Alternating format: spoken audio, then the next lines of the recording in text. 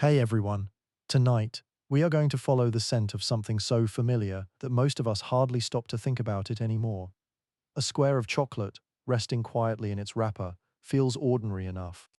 Yet there was a time when even the thought of tasting it belonged only to rulers, priests, and those believed to walk closest to the gods. Long before it became a comforting treat on quiet evenings, chocolate carried the weight of sacred ceremonies, royal ambition, and entire empires. So, if you enjoy these slow journeys into the forgotten corners of history, consider subscribing and leaving a comment to tell me where you're listening from tonight. I always enjoy imagining these stories traveling across the world to quiet rooms, late night kitchens, and sleepy living rooms. Now dim the lights, settle into your favorite chair, and allow the noise of the modern world to drift a little farther away. Tonight, we leave behind bustling supermarkets and colorful candy wrappers. Instead, we step beneath towering rainforest trees, where warm air hangs heavy with the scent of wet earth and flowering vines. Somewhere in the shadows, thousands of years before anyone spoke of kingdoms in Europe or castles of stone, a handful of people are about to discover a bitter fruit that will quietly reshape the history of the world. The forest does not know it yet, but this humble tree will one day become the obsession of kings, the currency of empires, and one of humanity's sweetest indulgences. Our journey begins where every remarkable story should begin, with a mystery hidden deep among the green silence of the ancient jungle. Congratulations. You have arrived in the humid lowlands of what is now southern Mexico, although nobody here would recognize those words.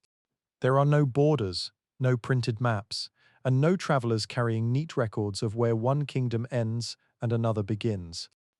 The world around you is measured instead by winding rivers, towering ceiba trees, distant mountains wrapped in morning mist, and the familiar paths that generations have followed through the dense rainforest.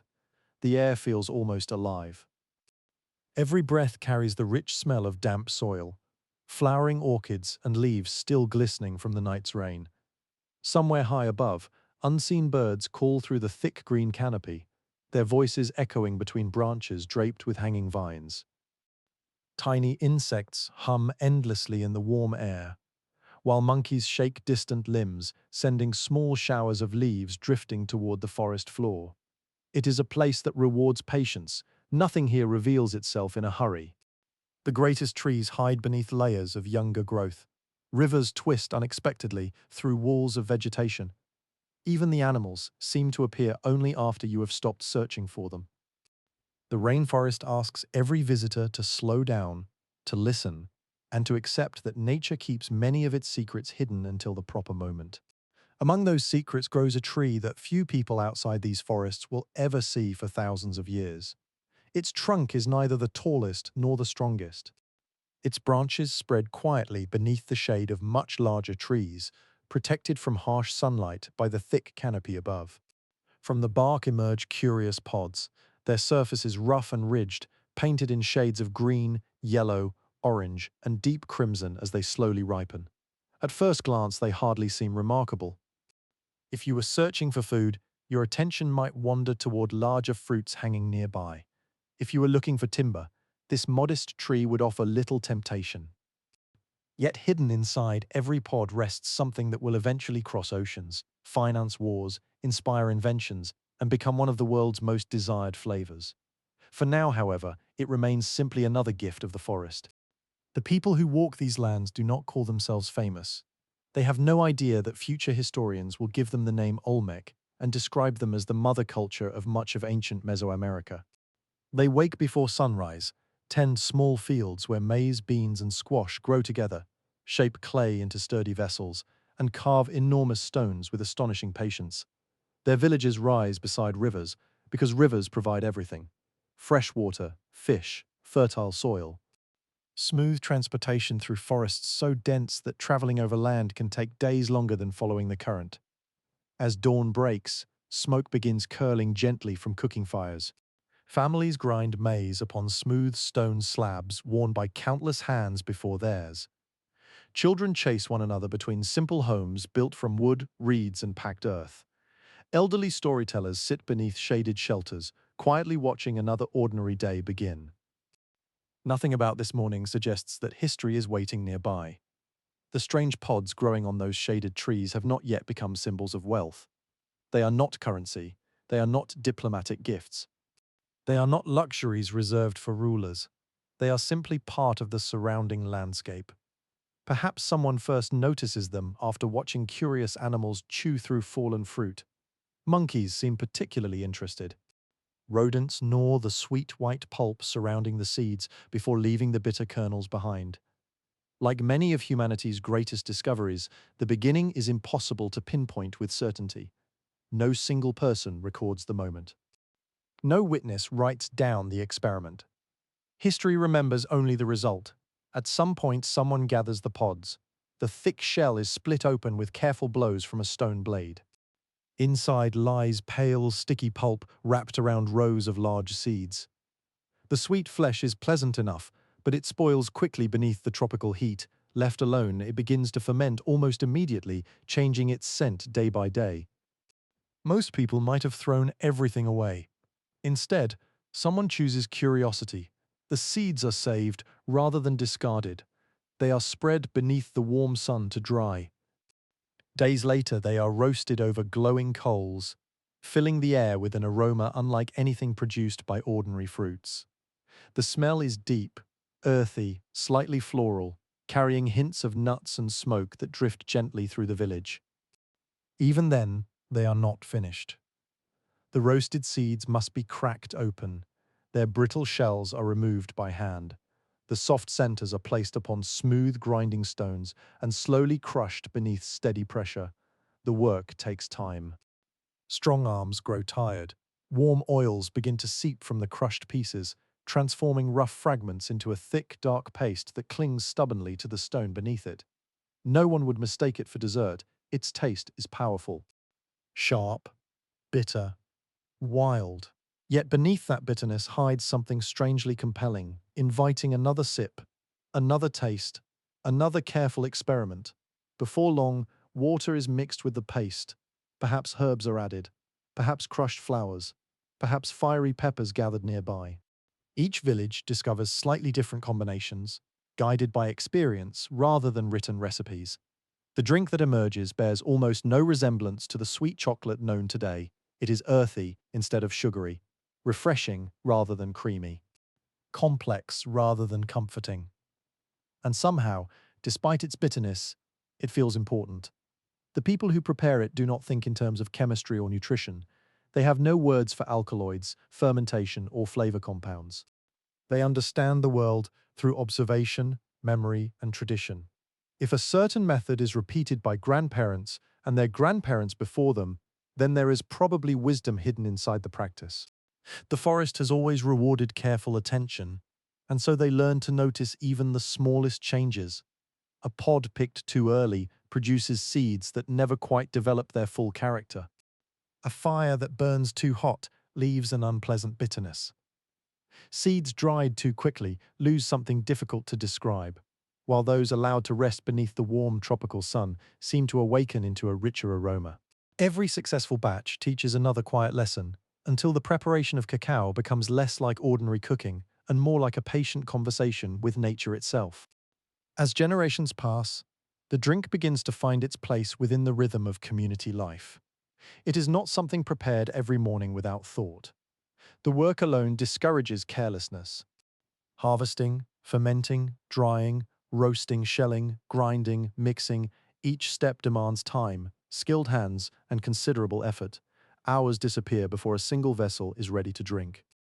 In a world where nearly every waking moment is devoted to growing food, repairing homes, weaving cloth, or shaping stone, time itself is one of the greatest luxuries. That simple truth quietly transforms cacao into something special. Not because someone declares it valuable, because it is difficult to create.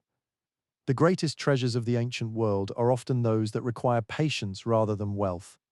Salt must be gathered, jade must be carved, fine feathers must be collected one by one. Cacao joins that company, earning respect through labor long before it earns reverence through belief. Soon, the drink begins appearing during moments that already carry meaning. a successful harvest. The welcoming of honored visitors, ceremonies asking for rain after weeks of relentless heat, gatherings where elders settle disputes that could divide a village. No one rushes through these occasions. Clay vessels pass slowly from hand to hand. Every person drinks with quiet attention, aware that what they hold represents many days of careful work. Perhaps that is how sacred traditions often begin. Not through sudden miracles, not through dramatic revelations, but through ordinary people repeating meaningful actions until those actions become woven into the identity of an entire community. The forests surrounding them encourage this way of thinking. Every towering cyber tree seems ancient beyond imagination. Massive roots twist across the ground like sleeping serpents, disappearing beneath carpets of moss before emerging again several paces away. Brilliant butterflies drift lazily through shafts of sunlight that somehow manage to pierce the endless green ceiling above. Heavy rain arrives without warning, drumming against broad leaves until every conversation pauses beneath the roar of falling water. To live here is to understand that the natural world possesses both generosity and mystery. The rivers provide fish, the forests provide fruit, the soil provides maize. Yet each gift arrives only when treated with respect. This understanding shapes nearly every aspect of daily life. Hunters offer thanks after successful journeys. Farmers speak quietly before clearing new fields. Craftsmen choose particular days to begin carving important monuments. Nothing exists entirely separate from the unseen forces believed to guide the world. It is only natural that cacao should eventually become part of that invisible conversation. Some historians believe the earliest ceremonial use of cacao began because its preparation already felt extraordinary. Others suggest that the drink's unusual taste and invigorating qualities made it seem unlike any other food the people had encountered. Whatever the reason, the exact beginning has disappeared into the silence of thousands of years. The evidence left behind is wonderfully subtle. Archaeologists do not uncover written recipes from these earliest communities. Instead, they discover fragments. Tiny traces preserved inside broken pottery. Residues absorbed into the porous walls of ancient vessels. Chemical fingerprints quietly surviving after countless seasons of rain, heat, and shifting earth. To an ordinary visitor, such fragments appear insignificant. To a patient researcher, they speak across thousands of years. Inside those vessels rests proof that cacao was already being prepared long before the rise of the civilizations that history remembers more clearly. The drink's story begins not with mighty emperors or glittering palaces, but with small villages hidden beneath rainforest canopies, where knowledge traveled from one careful pair of hands to another. There is something deeply comforting about that thought. History often celebrates conquerors, inventors, and kings, yet some of humanity's greatest discoveries belong to people whose names have vanished forever. No monument tells us who first roasted cacao seeds. No inscription records who realized that fermentation transformed the fruit into something entirely new. No carved stone honors the patient individual who spent hour after hour grinding roasted kernels until dark oils emerged upon the smooth surface of a worn stone. Their reward was never fame, it was simply understanding. And sometimes understanding is enough to change the world. As evening settles over the village, the forest begins another transformation. Bright daylight softens into warm shades of amber and gold. Smoke from cooking fires rises lazily between the trees before disappearing into the darkening canopy. Frogs begin their nightly chorus from hidden pools, while insects replace the songs of daytime birds with an endless humming that seems to surround every path. Families gather once more, children curl close to their parents. Elders begin telling stories that everyone has heard many times before. Yet no one grows tired of listening. Somewhere among those familiar voices, a vessel of bitter cacao passes gently from one set of hands to another. No one present could possibly imagine that this quiet drink will one day cross vast oceans, reshape global trade, tempt kings, finance empires, inspire scientists, and eventually find its way into nearly every corner of the world. For them, it is enough that the forest has offered another precious gift, and for now, that gift still belongs almost entirely to the people who understand where it truly comes from. Far beyond these trees, countless civilizations have yet to discover that the greatest treasure growing in this quiet rainforest is not made of gold, jade, or precious stone. It grows silently from the trunk of an unassuming tree, waiting patiently for history to find it. Morning arrives gently, almost unnoticed. A thin layer of mist drifts above the river, blurring the line between water and sky. Dew gathers on broad leaves before slipping silently to the forest floor below. Somewhere in the distance, a lone bird announces the coming day with a call so clear that it echoes through the trees like the sound of a wooden flute. Life begins again. Women kneel beside smooth grinding stones, preparing maize for the morning meal, with practiced movements that require little thought. Hunters inspect their spears before disappearing beneath the green canopy. Fishermen push narrow canoes into slow-moving water, their paddles disturbing reflections that seem almost too perfect to break. The village follows rhythms that have remained unchanged for countless generations. There is comfort in repetition. Every season teaches familiar lessons. Heavy rains nourish the fields. Dry months demand careful planning. Floods arrive when they choose, reminding everyone that no person commands the river. Children grow while listening to the same stories that once shaped their parents. Nothing feels rushed because time itself seems to move differently here. It is within this steady rhythm that cacao gradually acquires another meaning. No longer is it merely a remarkable drink. It becomes a symbol, not of wealth, at least not yet, but of harmony between human beings and the living forest that sustains them. Imagine standing beside one of the cacao trees during the quiet hours before sunrise. Its leaves glisten beneath droplets left by the night's rain. Tiny insects crawl across the bark with determined patience. Brightly colored frogs cling motionless to nearby branches, disappearing against patches of emerald moss. The pods themselves hang directly from the trunk, as though the tree wishes to keep its greatest treasure close to its heart, rather than displaying it proudly among its highest branches. To the people who tend these forests, such details matter. Nothing grows by accident. Everything has a purpose. Even if that purpose remains hidden, they watch the changing seasons closely enough to notice which trees bear the richest fruit. They learn which patches of soil produce healthier growth, and which streams provide the perfect balance of moisture. Knowledge accumulates slowly, carried not by books, but through memory, conversation, and careful imitation. One generation teaches the next. A child watches an elder split open a ripened pod. Years later, that child repeats the same motion with quiet confidence. Eventually, another child watches in silence. The chain continues. Without realizing it, these communities are preserving one of humanity's oldest culinary traditions entirely through spoken instruction. Every movement survives because someone remembers it. There is something beautifully fragile about such knowledge.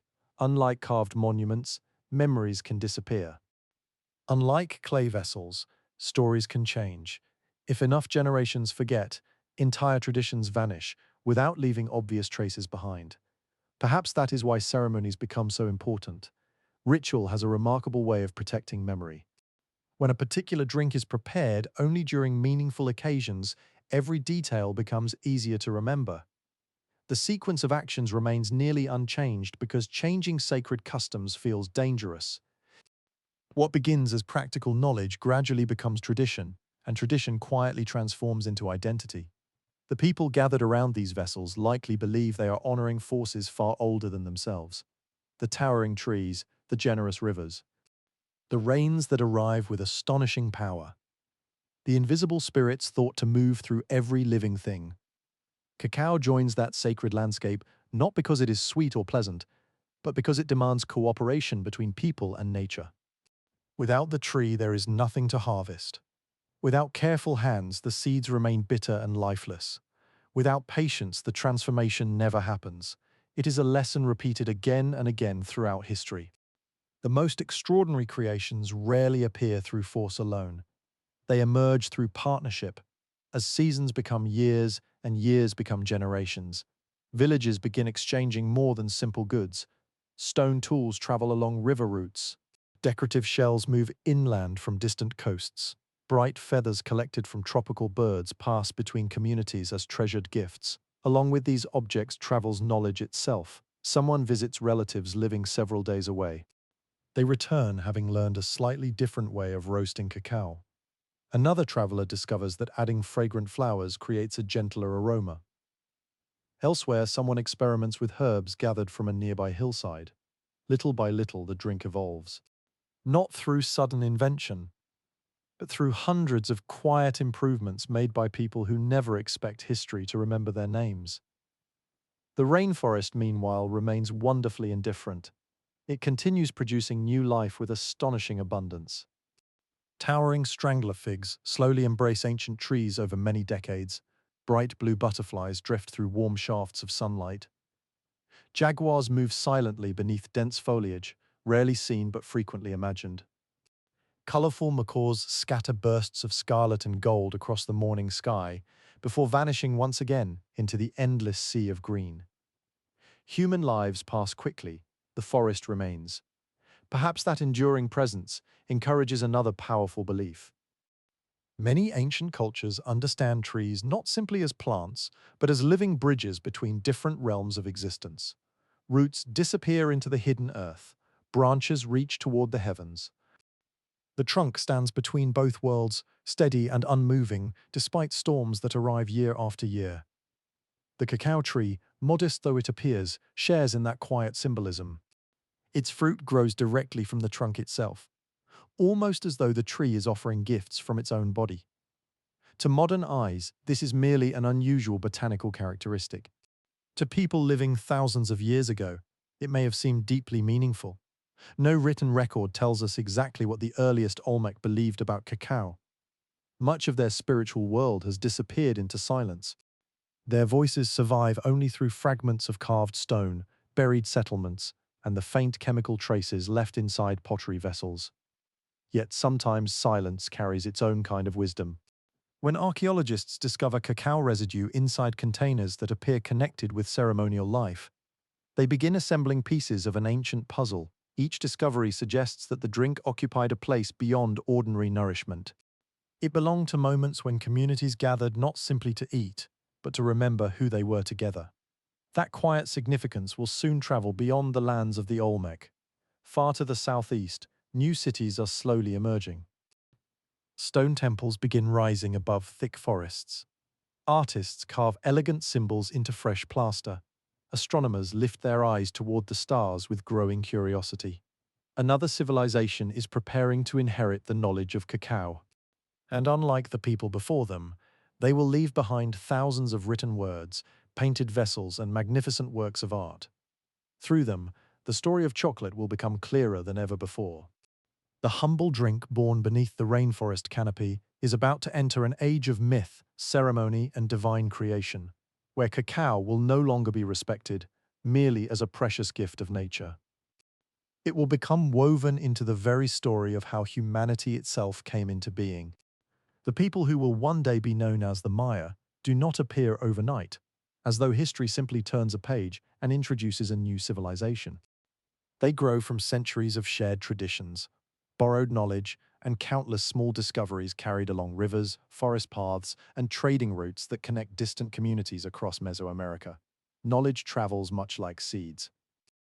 No one can point to the exact moment it begins its journey, nor can anyone predict where it will finally take root. Among the many gifts exchanged between neighboring peoples, none proves more enduring than the careful preparation of cacao. By the time the earliest Maya settlements begin expanding into impressive ceremonial centers, the bitter drink already carries an air of quiet importance. Yet the Maya see possibilities that reach far beyond those imagined by their predecessors. Where the Olmec discovered cacao, the Maya give it a place within the universe itself. Their cities rise from the forest with astonishing elegance. Limestone temples climb above the trees like pale mountains shaped by human hands. Broad plazas fill with merchants, craftsmen, priests, musicians, and farmers arriving from surrounding villages. Intricate carvings cover stairways and palace walls, while brightly painted murals preserve stories that will outlive the people who created them. Unlike many earlier societies, the Maya write, not with simple symbols, but through one of the most sophisticated writing systems ever developed in the ancient Americas. Scribes spend years mastering hundreds of elegant glyphs, recording the lives of rulers, the movements of planets, the outcomes of wars, and the ceremonies that bind entire kingdoms together. And among those carefully painted scenes, cacao appears again and again. A noble receives a beautifully decorated vessel, a servant pours a dark foaming drink, a king prepares for an important ritual, a god offers cacao as though presenting a treasure beyond price. These are not isolated images. They appear across painted pottery, carved monuments, and burial offerings scattered throughout the Maya world, quietly revealing that chocolate has become woven into nearly every important moment of elite life. If you were invited into the household of a Maya ruler, one of the first things you might notice would not be the towering architecture or elaborate clothing. It would be the sound, clay vessels striking gently against one another, liquid poured from remarkable heights, again and again and again. The person preparing cacao lifts one vessel high above another, allowing the dark liquid to fall in a long, graceful stream through the warm air before splashing below. Then the process repeats patiently, rhythmically, almost ceremonially. The purpose is not spectacle, it is foam. To modern eyes, a layer of bubbles may seem insignificant. Many people today stir a drink only until everything dissolves before taking the first sip, without another thought. For the Maya, however, the foam is often the most treasured part. A rich crown of tiny bubbles floating upon the surface signals that the drink has been prepared with skill. It catches the light inside finely painted ceramic cups, giving the dark liquid an almost living appearance. One can easily imagine honored guests pausing for a moment before drinking, admiring the delicate froth that took such patience to create. The drink itself remains nothing like modern hot chocolate. There is no generous spoonful of sugar waiting to soften every bitter edge. Sugarcane has not yet transformed the cuisines of the Americas. Milk plays no role. Instead, ground cacao is blended with water, fragrant vanilla, finely ground maize, aromatic flowers, and, on many occasions, fiery chili peppers that leave a lingering warmth upon the tongue. The result is bold, earthy, sometimes smoky, sometimes floral, sometimes startlingly bitter. Every region develops its own preferences, influenced by local plants, climate, and generations of family tradition. No single recipe exists, only countless variations shaped by memory. Within the royal courts, beautifully painted drinking vessels become treasured possessions in their own right. Some are decorated with graceful scenes of dancing nobles. Others display powerful gods emerging from clouds, serpents curling around sacred trees, or elegant lines of glyphs identifying the owner, and even the drink meant to fill the cup. Imagine holding such a vessel. Its smooth surface has been polished until it almost glows beneath flickering torchlight. Brilliant reds, blacks, creams, and deep orange pigments cover every inch with extraordinary detail. A master artist may have spent weeks completing its decoration, knowing it would accompany a noble throughout life, and perhaps even into death. Because among the Maya, death is not understood as an ending, it is another journey. For that reason, archaeologists frequently discover cacao vessels resting inside royal tombs, placed beside rulers who were expected to continue their existence beyond the earthly world. Even after death, the drink remains worthy of accompanying the powerful. That single custom tells us something profound. Chocolate is no longer simply nourishment, it has become a companion between worlds. The Maya also weave cacao into their understanding of creation itself. Within the sacred stories preserved in later generations, the gods search for the proper substance from which humanity should be formed. Different materials are tried, each proving incomplete in its own way. While scholars continue debating the exact role cacao plays across different versions of these traditions, there is little doubt that the plant becomes closely associated with fertility, abundance, divine generosity, and the sustaining gifts of the natural world. It is not merely food, it belongs among the sacred ingredients of existence. As these beliefs spread through Maya society, cacao gains another remarkable identity. It becomes a language of status. Not everyone drinks from finely painted vessels. Not everyone has servants carefully preparing elaborate ceremonial recipes. For ordinary farming families, cacao remains precious because producing it demands time and favorable growing conditions. Some households enjoy simpler preparations on special occasions, while the richest and most elaborate versions increasingly become associated with rulers, priests, and noble families whose authority is reinforced through carefully staged public ceremonies. The drink speaks without words. It announces honor, hospitality, prestige, sacred responsibility.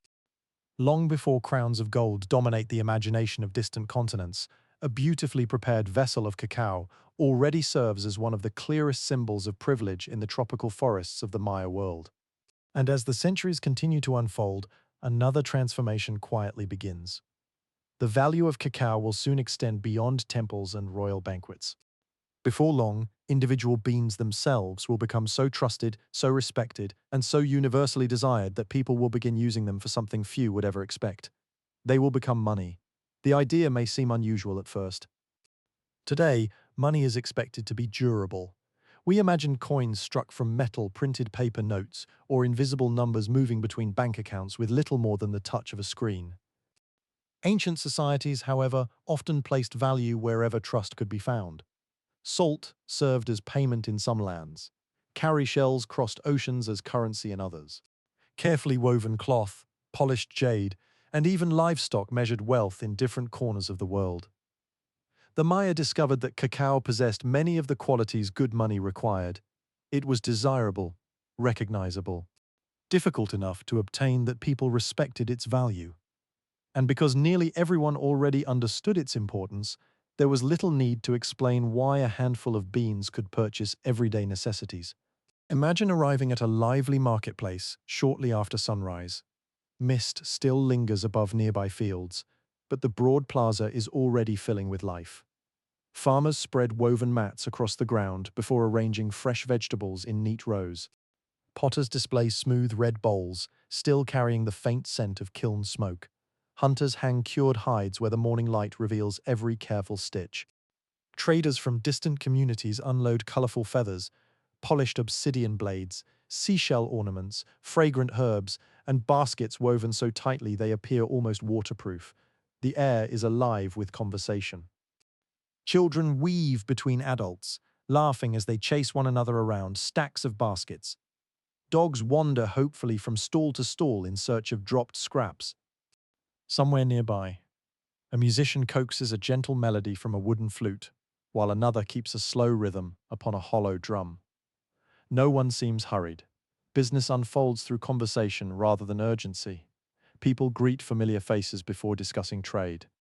Families exchange news about recent harvests. Travelers describe rivers swollen by seasonal rains or distant villages preparing for festivals. Commerce and community exist side by side, each strengthening the other. Within this lively exchange, small piles of cacao beans appear almost everywhere. Not because someone wishes to drink them immediately, because everyone understands what they represent. A carefully woven basket may cost a modest handful of beans.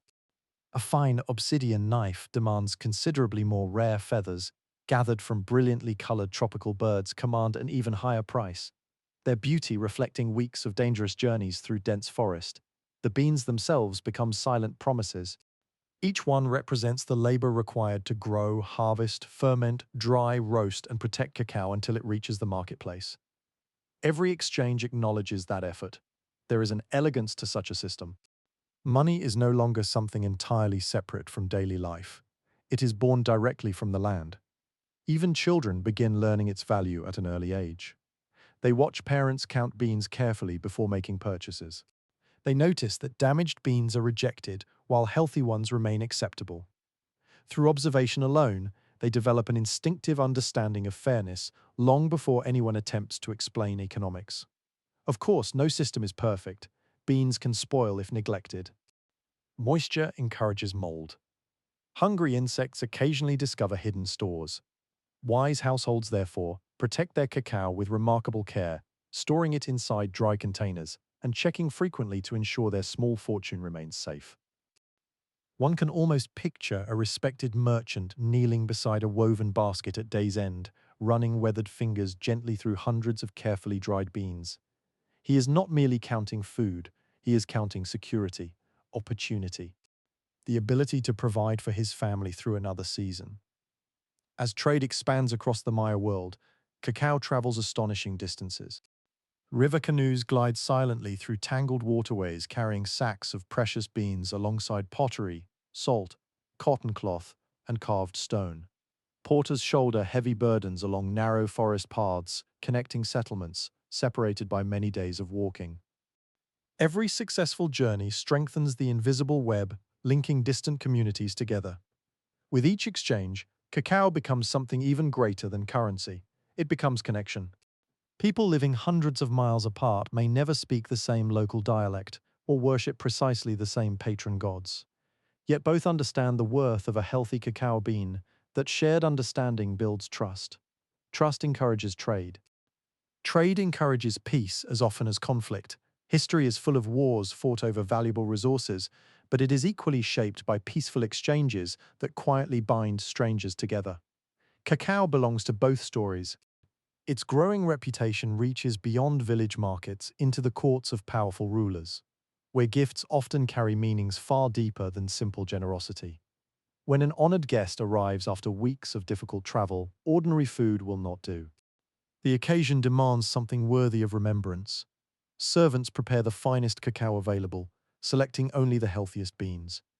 Water is drawn fresh at dawn. Fragrant vanilla pods are carefully split. Bright flowers gathered before sunrise lend delicate aromas to the mixture. The drink is poured again and again until a luxurious crown of foam forms across the surface. Only then is the vessel presented, not carelessly, not hurriedly, but with both hands, accompanied by quiet respect. The guest understands immediately this is more than hospitality. It is recognition, an acknowledgement that their presence matters. Across countless ceremonies like these, cacao continues its remarkable transformation. What began as an intriguing discovery beneath rainforest trees has become an expression of faith, identity, diplomacy, generosity, and prosperity all at once. Yet history rarely allows any treasure to remain hidden forever. Beyond the forests of the Maya, new powers are beginning to rise in the high valleys to the west. They admire cacao just as deeply, perhaps even more intensely. Unlike the Maya, however, they face one enormous challenge. The lands where they build their magnificent capital are too cool and too dry for cacao trees to flourish. If they wish to possess the precious beans that symbolize wealth and sacred power, they will have to obtain them another way. And that decision will change the history of chocolate forever. The civilization that history remembers as the Aztec does not inherit a peaceful world. They rise through determination, discipline, and relentless ambition, forging an empire among the high valleys of central Mexico, where magnificent cities stand upon shimmering lakes surrounded by distant mountains. Their capital, Tenochtitlan, astonishes nearly everyone who sees it for the first time. Imagine approaching the city at sunrise. The lake reflects the pale orange sky until water and light become almost indistinguishable. Long stone causeways stretch across the surface like ribbons, connecting the bustling island city to the surrounding mainland. Hundreds of canoes glide silently between floating gardens heavy with maize, tomatoes, squash, beans, flowers, and herbs. From a distance, the white temples seem to float above the water. Their steep staircases climb toward the heavens, crowned by shrines where priests greet the rising sun with offerings and incense. Markets awaken with remarkable energy long before the morning grows warm. The sound of merchants calling to one another mingles with splashing paddles, distant drums, and the steady rhythm of thousands of footsteps crossing polished stone streets. To visitors arriving from smaller settlements, the city appears almost impossible. How could so many people thrive in the middle of a lake? The answer lies in extraordinary organization. Every canal serves a purpose. Every marketplace follows careful rules. Every district specializes in particular crafts, allowing the city to support a population unlike anything many neighboring peoples have ever witnessed. Yet hidden beneath all this brilliance is a quiet problem. The land surrounding Tenochtitlan cannot grow cacao. The climate is simply wrong. Cacao trees demand warm, humid forests protected from harsh sunlight. They flourish beneath tropical canopies where rainfall arrives generously throughout the year. The cool highlands surrounding the Aztec capital offer impressive harvests of many crops, but cacao is not among them. The rulers of the empire face an uncomfortable truth. The drink most closely associated with prestige, ceremony, and sacred authority must come from somewhere else. So they do what powerful empires have often done throughout history. They look outward. Rather than waiting for traders to arrive with limited supplies, they extend their influence into regions where cacao grows naturally. Through alliances, military campaigns, tribute agreements, and political pressure, enormous quantities of beans begin flowing toward the imperial capital. Every successful conquest strengthens this system. Communities living in fertile tropical regions are required to send valuable goods northward at regular intervals. Cotton cloth, brilliant feathers from exotic birds, rare stones, precious rubber, and above all, cacao. Porters carry heavy loads across mountains and valleys. Long caravans wind through forests, where narrow paths disappear beneath towering trees. Canoes navigate rivers swollen by seasonal rains before reaching larger trade routes. The journey demands patience, endurance, and remarkable coordination. By the time the beans finally reach Tenochtitlan, they have already traveled farther than many people ever will during their entire lives. Inside enormous storehouses maintained by imperial officials, sacks of carefully dried cacao accumulate alongside countless other tribute goods collected from across the empire. To the Aztec rulers, these warehouses represent more than simple storage. They are visible proof of imperial power. Every basket quietly declares the same message.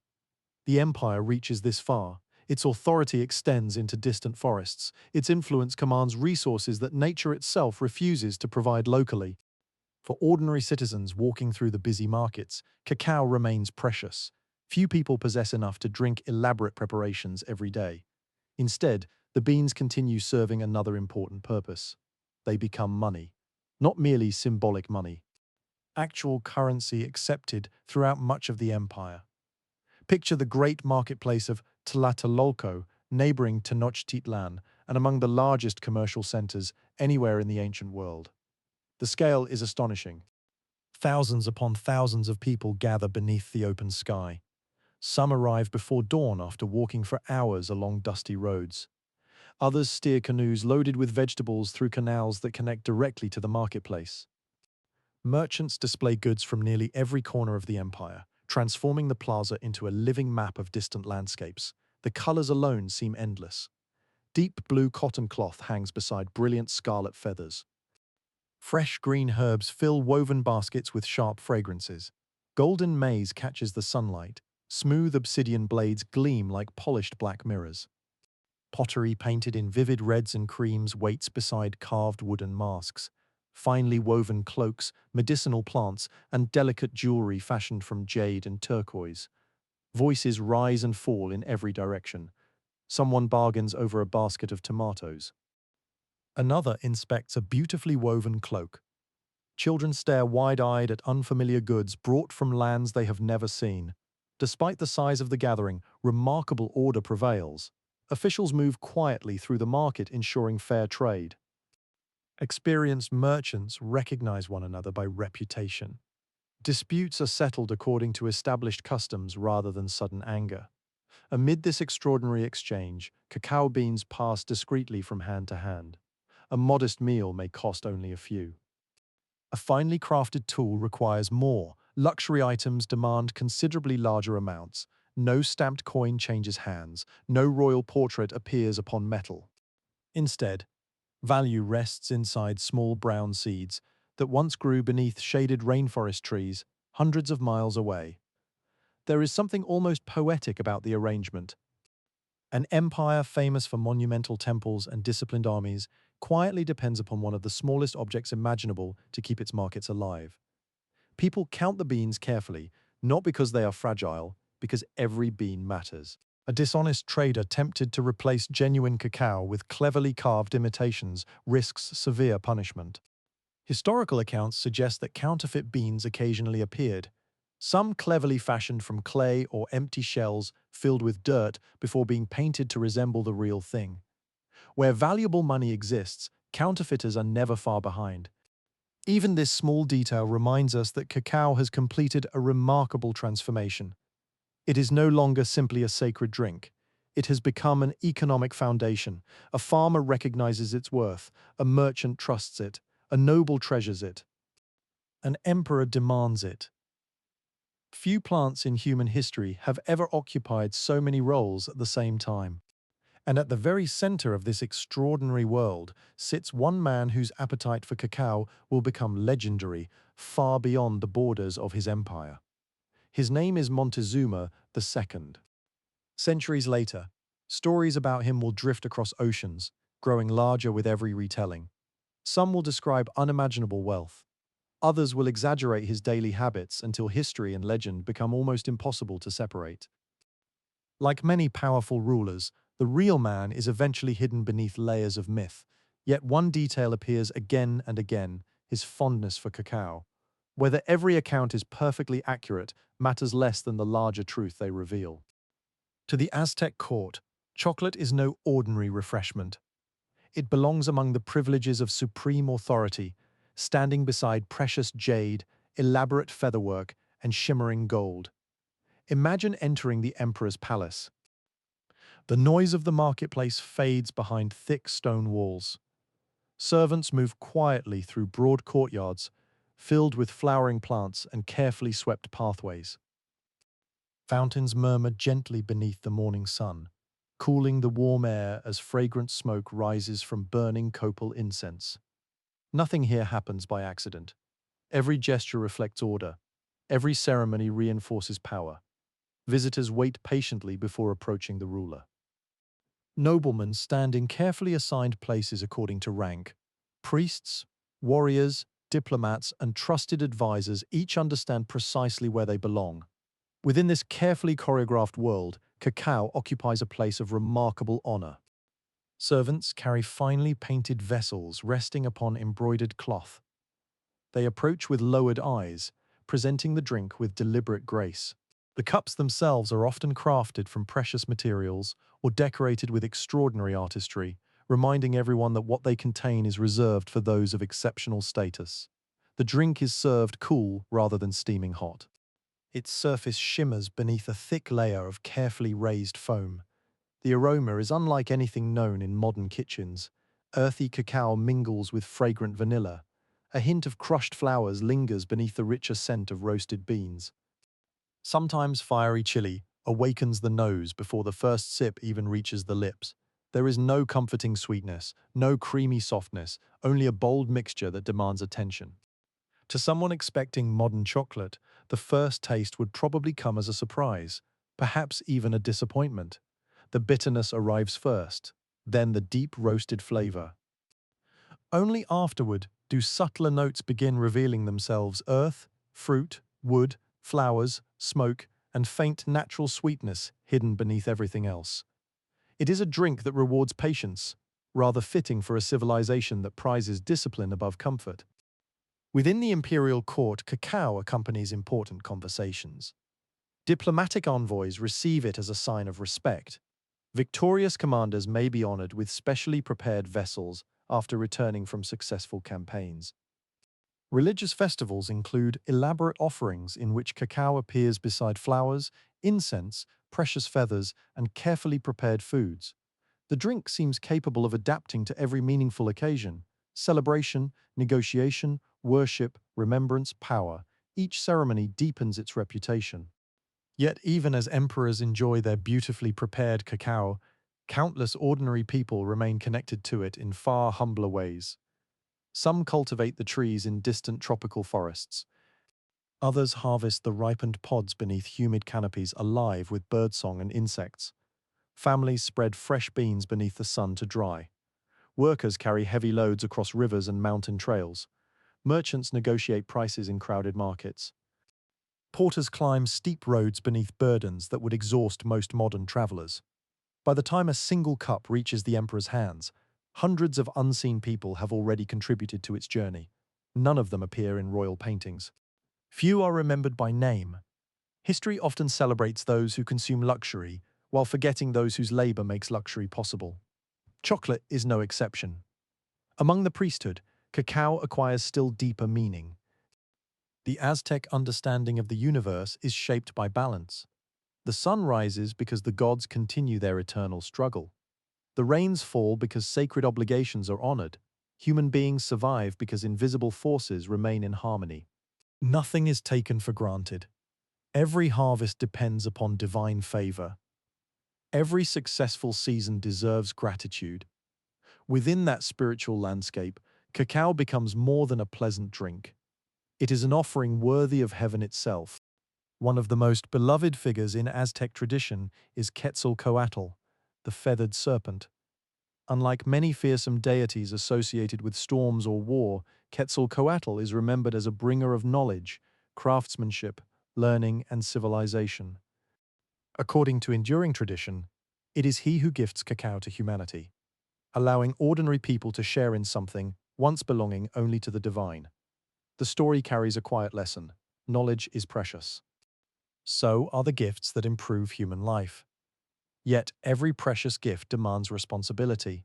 To misuse it is dangerous. To respect it is wisdom. Whether every detail of the legend reflects ancient belief exactly as it was first told is something historians continue discussing. Stories change as they pass from one generation to another. Empires rise and fall. Priests reinterpret older traditions. Conquerors record unfamiliar beliefs through the imperfect lens of their own understanding. But one truth remains remarkably consistent. The Aztec never regarded cacao as ordinary. It occupied a place where economics, religion, politics, and daily life met one another. That remarkable position explains why outsiders reacted with such fascination when they first encountered it. Because far beyond the mountains and forests of central Mexico, across an ocean no Aztec had ever crossed, another civilization was preparing to arrive. Its soldiers wore steel instead of cotton armor. Its horses had never been seen in these lands. Its ships carried weapons unlike anything the people of Mesoamerica had imagined. They came searching for gold. Instead, they would stumble upon something whose influence would ultimately spread even farther than gold itself. The first rumors arrive long before the strangers themselves. Merchants returning from the eastern coast speak in cautious voices around evening fires. They describe enormous floating structures appearing beyond the horizon. Unlike any canoe ever carved from the forests of Mesoamerica, white shapes rise above them, catching the wind like giant birds with folded wings. The stories sound so improbable that many listeners smile politely before returning to their meals. The sea has always inspired impossible tales: creatures larger than villages, islands that disappear with the tide, storms that swallow entire fleets. Another unbelievable story hardly seems worth remembering, but the rumors refuse to disappear. Each traveler adds another detail: strange men wearing shining skins that reflect the sun, animals taller than deer carrying people upon their backs, weapons that thunder louder than storms, objects capable of cutting through cotton armor with frightening ease. No one yet understands what these stories truly mean. Far away, beyond the Atlantic Ocean, another world has been changing just as dramatically. Across Europe, kingdoms compete for trade routes, influence, and wealth. New sea passages promise fortunes beyond imagination. Every successful voyage encourages another, pushing sailors farther from familiar coastlines than any previous generation would have dared. Among those driven by ambition is a Spanish conquistador named Hernán Cortés. He is not searching for chocolate. Very few Europeans have even heard of cacao. His dreams are filled instead with gold, silver, glory, noble titles, and royal favor. Like countless explorers of his age, he believes unimaginable riches lie somewhere beyond the edge of every newly charted coastline. When his expedition finally reaches the shores of Mexico, the encounter between two civilizations begins with uncertainty rather than immediate violence. Interpreters struggle to bridge languages that have never before met. Gifts are exchanged. Messengers hurry back and forth carrying news to distant rulers. Every conversation is clouded by misunderstanding. Each side attempts to understand the other through familiar ideas that fit only imperfectly. To the Aztec court, these newcomers are unlike any visitors who have ever arrived before. To the Spaniards, nearly everything they witness seems astonishing: the cities, the markets, the temples, the disciplined organization of daily life, the extraordinary abundance of goods displayed in bustling plazas. European chroniclers, accustomed to the towns and castles of their own continent, struggle to describe what stands before them. Some compare the great city of Tenochtitlan to the finest cities of Europe. Others admit they scarcely believe their own eyes. Among the many unfamiliar customs attracting Spanish attention is one particular drink. Servants carry elegant vessels to important members of the court. The liquid inside appears dark, almost black beneath shifting light. Its thick foam catches the eye immediately. The aroma is unlike wine, unlike ale, unlike anything the Spaniards have encountered during years of travel. Naturally, curiosity wins. The newcomers accept the offered drink. Then comes the first sip. Their reactions are mixed. Some find it unpleasantly bitter. Others seem puzzled more than impressed. The fiery warmth left by chili peppers surprises mouths accustomed to very different flavors, without generous amounts of sugar, which has already become increasingly popular among wealthy Europeans. Cacao tastes stern, earthy, and unfamiliar. One chronicler later compares it to a drink more suitable for animals than civilized people, yet first impressions can be deceptive. Hernán Cortés is not a man who judges everything by taste alone. He watches more carefully than many of his companions.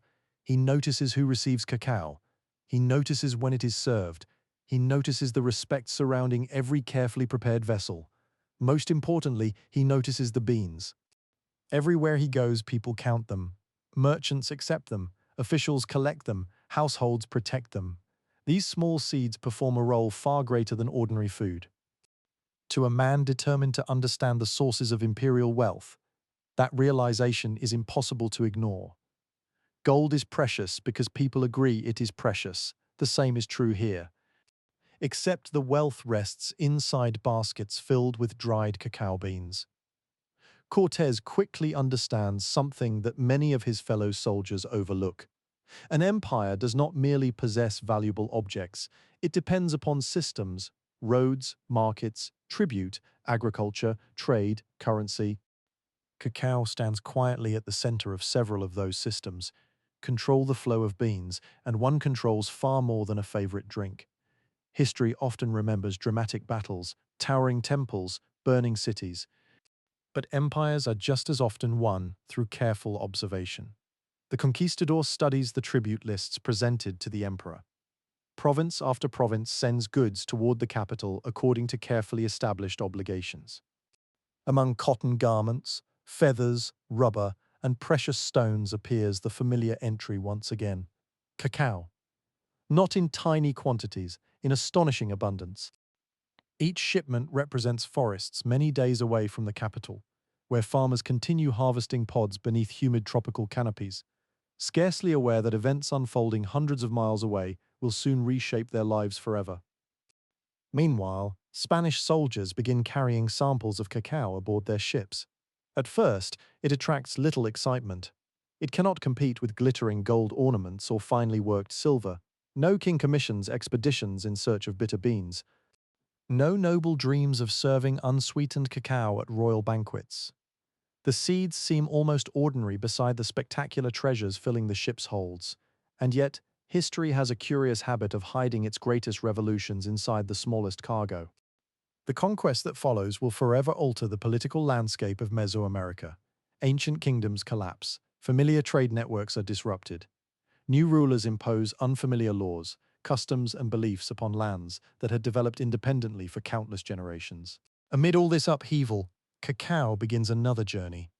Not through forests, not across mountain roads, but across an ocean.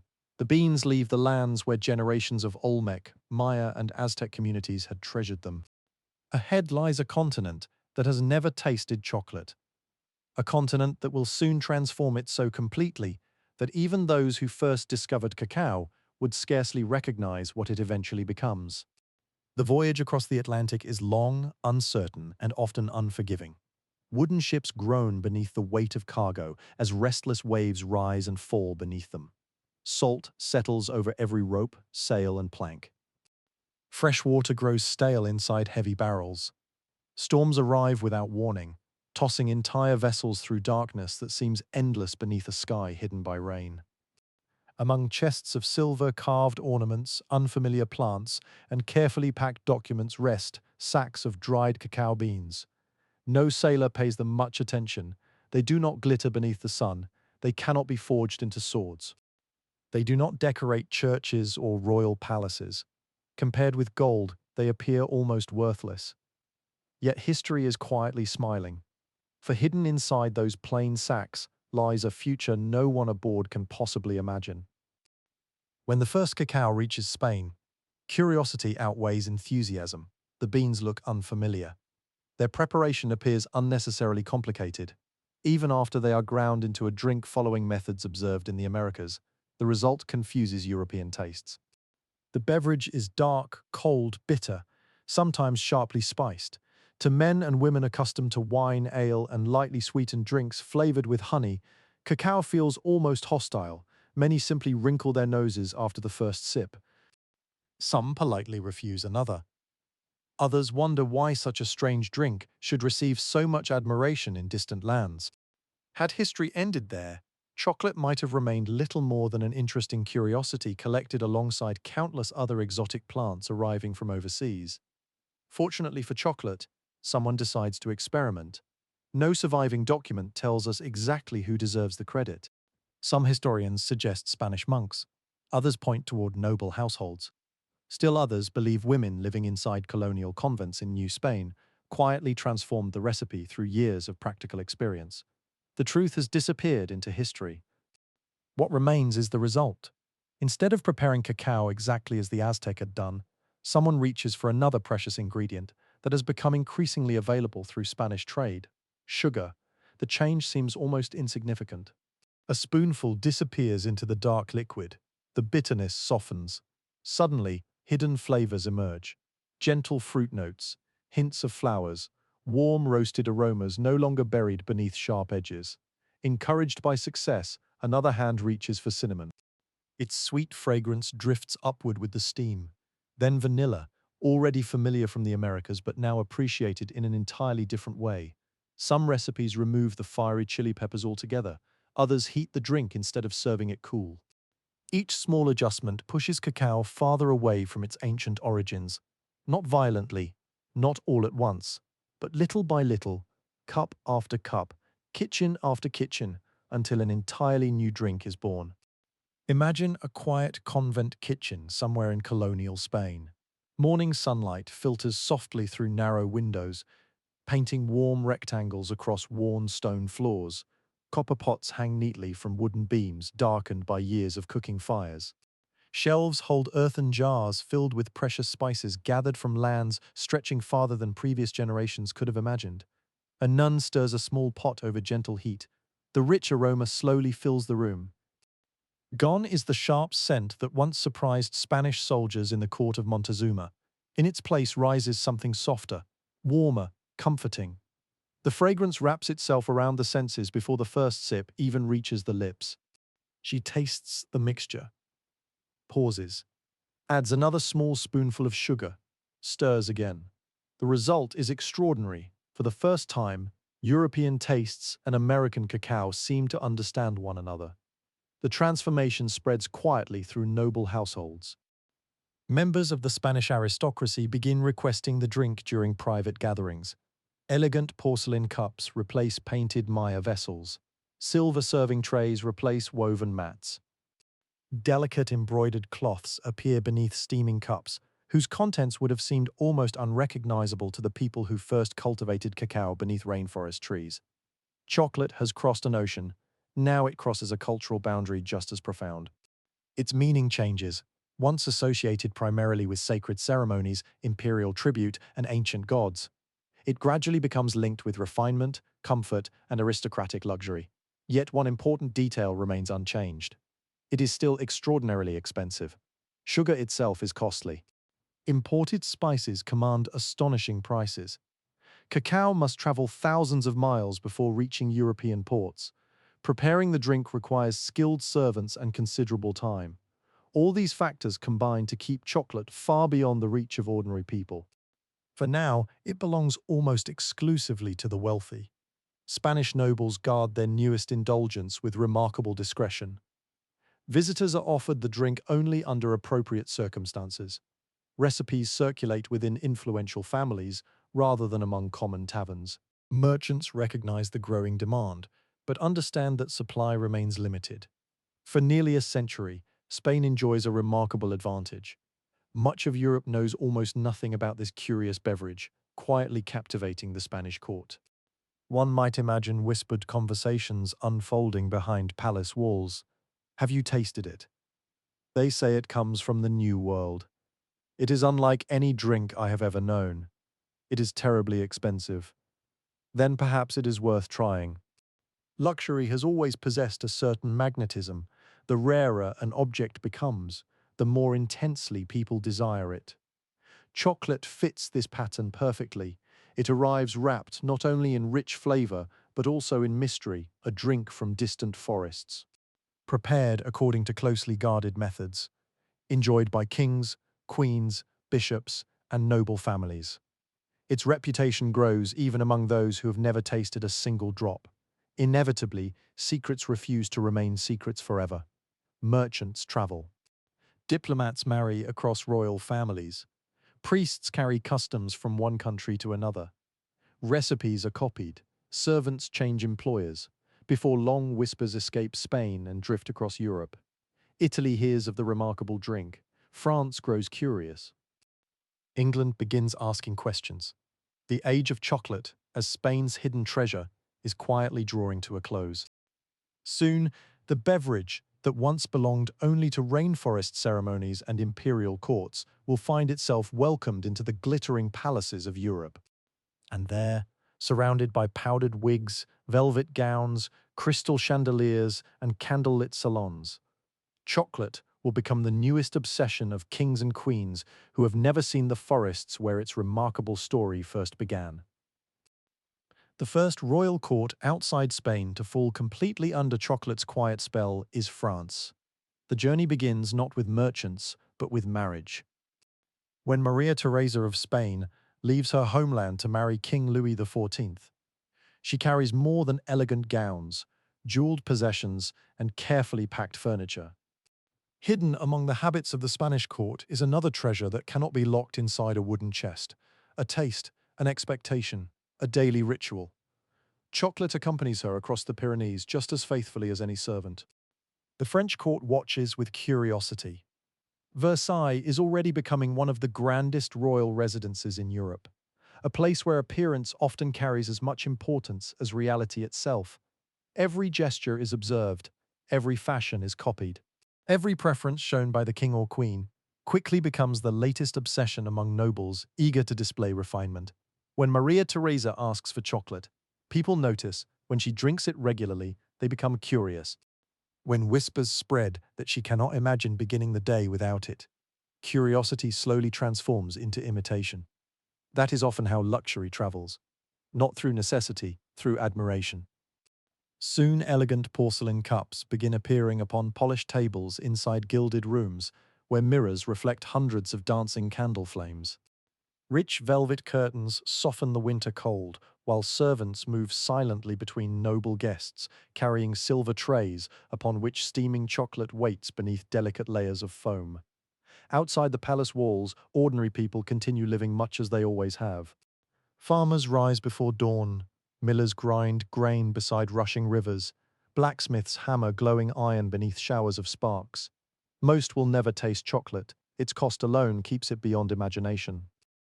But inside royal circles, the drink acquires an almost magical reputation. Some praise its richness, others claim it restores strength after exhausting days. A few whisper that it awakens affection and romance. Doctors, never reluctant to recommend expensive remedies, begin prescribing chocolate for an astonishing variety of ailments. A tired stomach, drink chocolate. Melancholy, chocolate may help. General weakness, surely another cup cannot hurt. The confidence with which physicians make such recommendations reflects the medical thinking of their age. Foods are believed to possess balancing qualities capable of restoring harmony within the body. Chocolate, mysterious and exotic, seems perfectly suited to this role. Whether every claim proves true hardly matters. Belief itself becomes part of its value. Meanwhile, Italy welcomes chocolate with its own distinctive elegance. Monasteries experiment with recipes. Wealthy merchants introduce the drink during refined social gatherings. Regional tastes begin shaping preparation methods, adding subtle differences from one city to another. No two households prepare it exactly alike. One favors extra cinnamon, Another prefers fragrant orange blossom. Elsewhere, thicker textures become fashionable. Chocolate adapts gracefully wherever it travels. England proves no different. Across the Channel, London is growing into one of Europe's busiest commercial cities. Ships arrive daily carrying goods from every corner of the expanding world.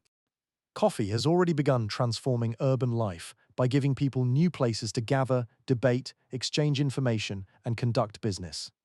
Chocolate soon finds a home beside it, not inside ordinary taverns, but within establishments that quickly become known as chocolate houses. Imagine pushing open the heavy wooden door of one such house on a cold winter evening. A wave of comforting warmth immediately replaces the damp chill outside. The scent greeting you is remarkable. Freshly roasted cacao mingles with cinnamon, sugar, wood smoke, melted wax, and damp wool coats drying near the fire. Gentle conversation fills the room without ever becoming overwhelming. Porcelain cups clink softly against polished wooden tables while newspapers pass from one reader to another. Merchants discuss overseas trade, lawyers debate recent decisions, politicians quietly build alliances, writers search for interesting gossip.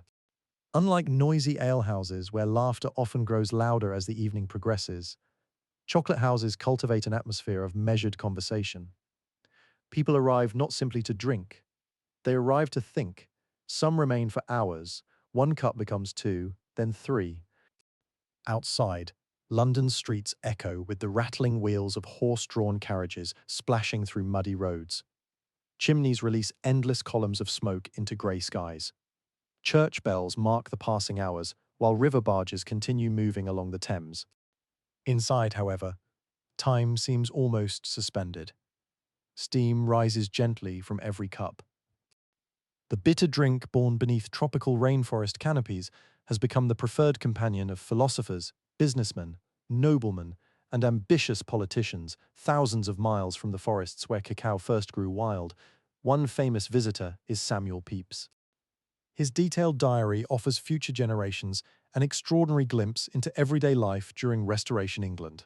Between observations about politics, family matters, and great public events, he occasionally records visits to chocolate houses, treating them as perfectly familiar parts of London's social landscape.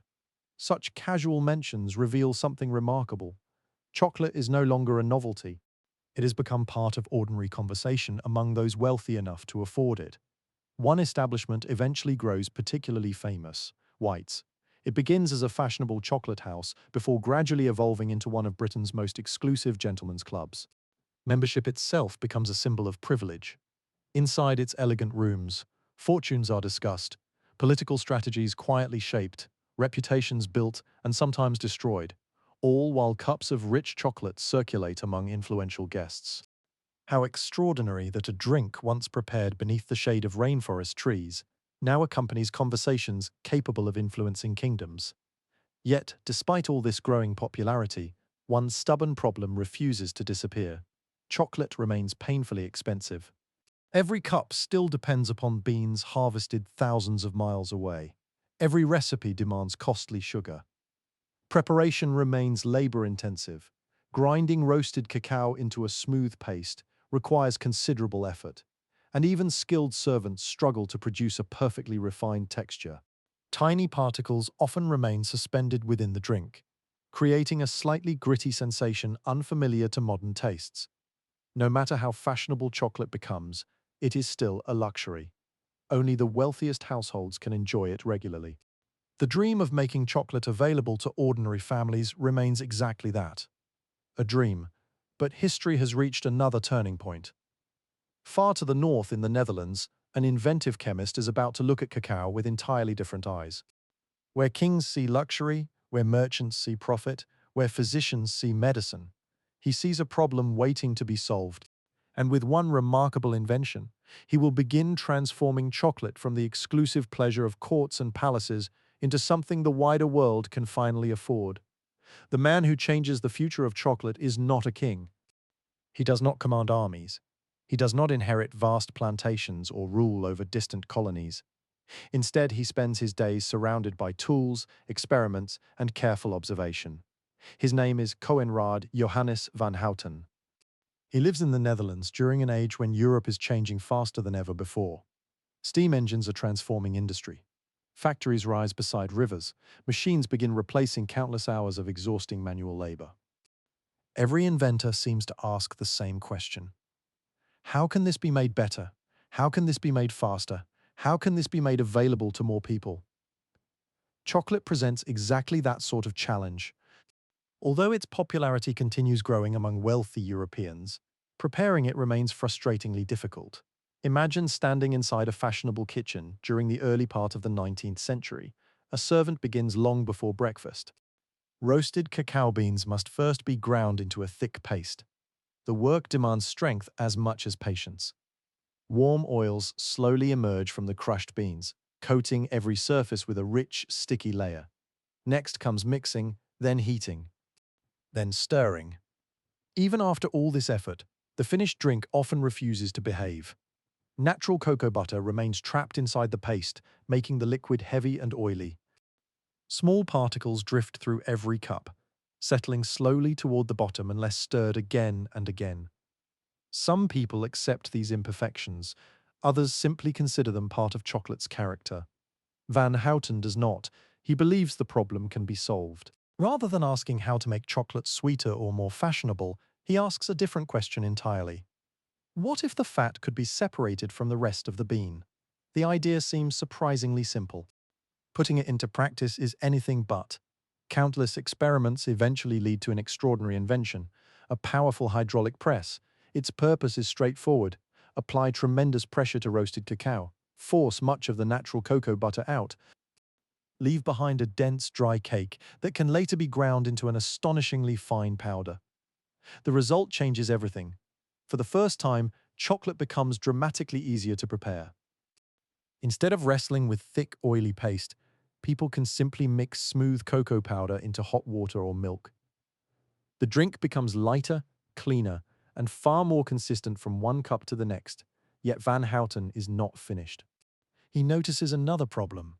Even after removing much of the cocoa butter, chocolate still carries an intense bitterness that many people find challenging. Again, he experiments this time. He treats the cocoa with alkaline salts. The chemistry behind the process is complex, but the effect is immediately noticeable. The bitterness softens. The powder dissolves more easily. The color becomes deeper. The flavor grows gentler and rounder.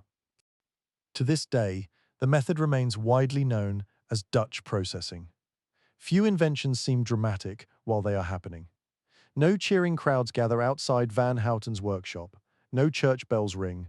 No emperor announces that history has changed forever.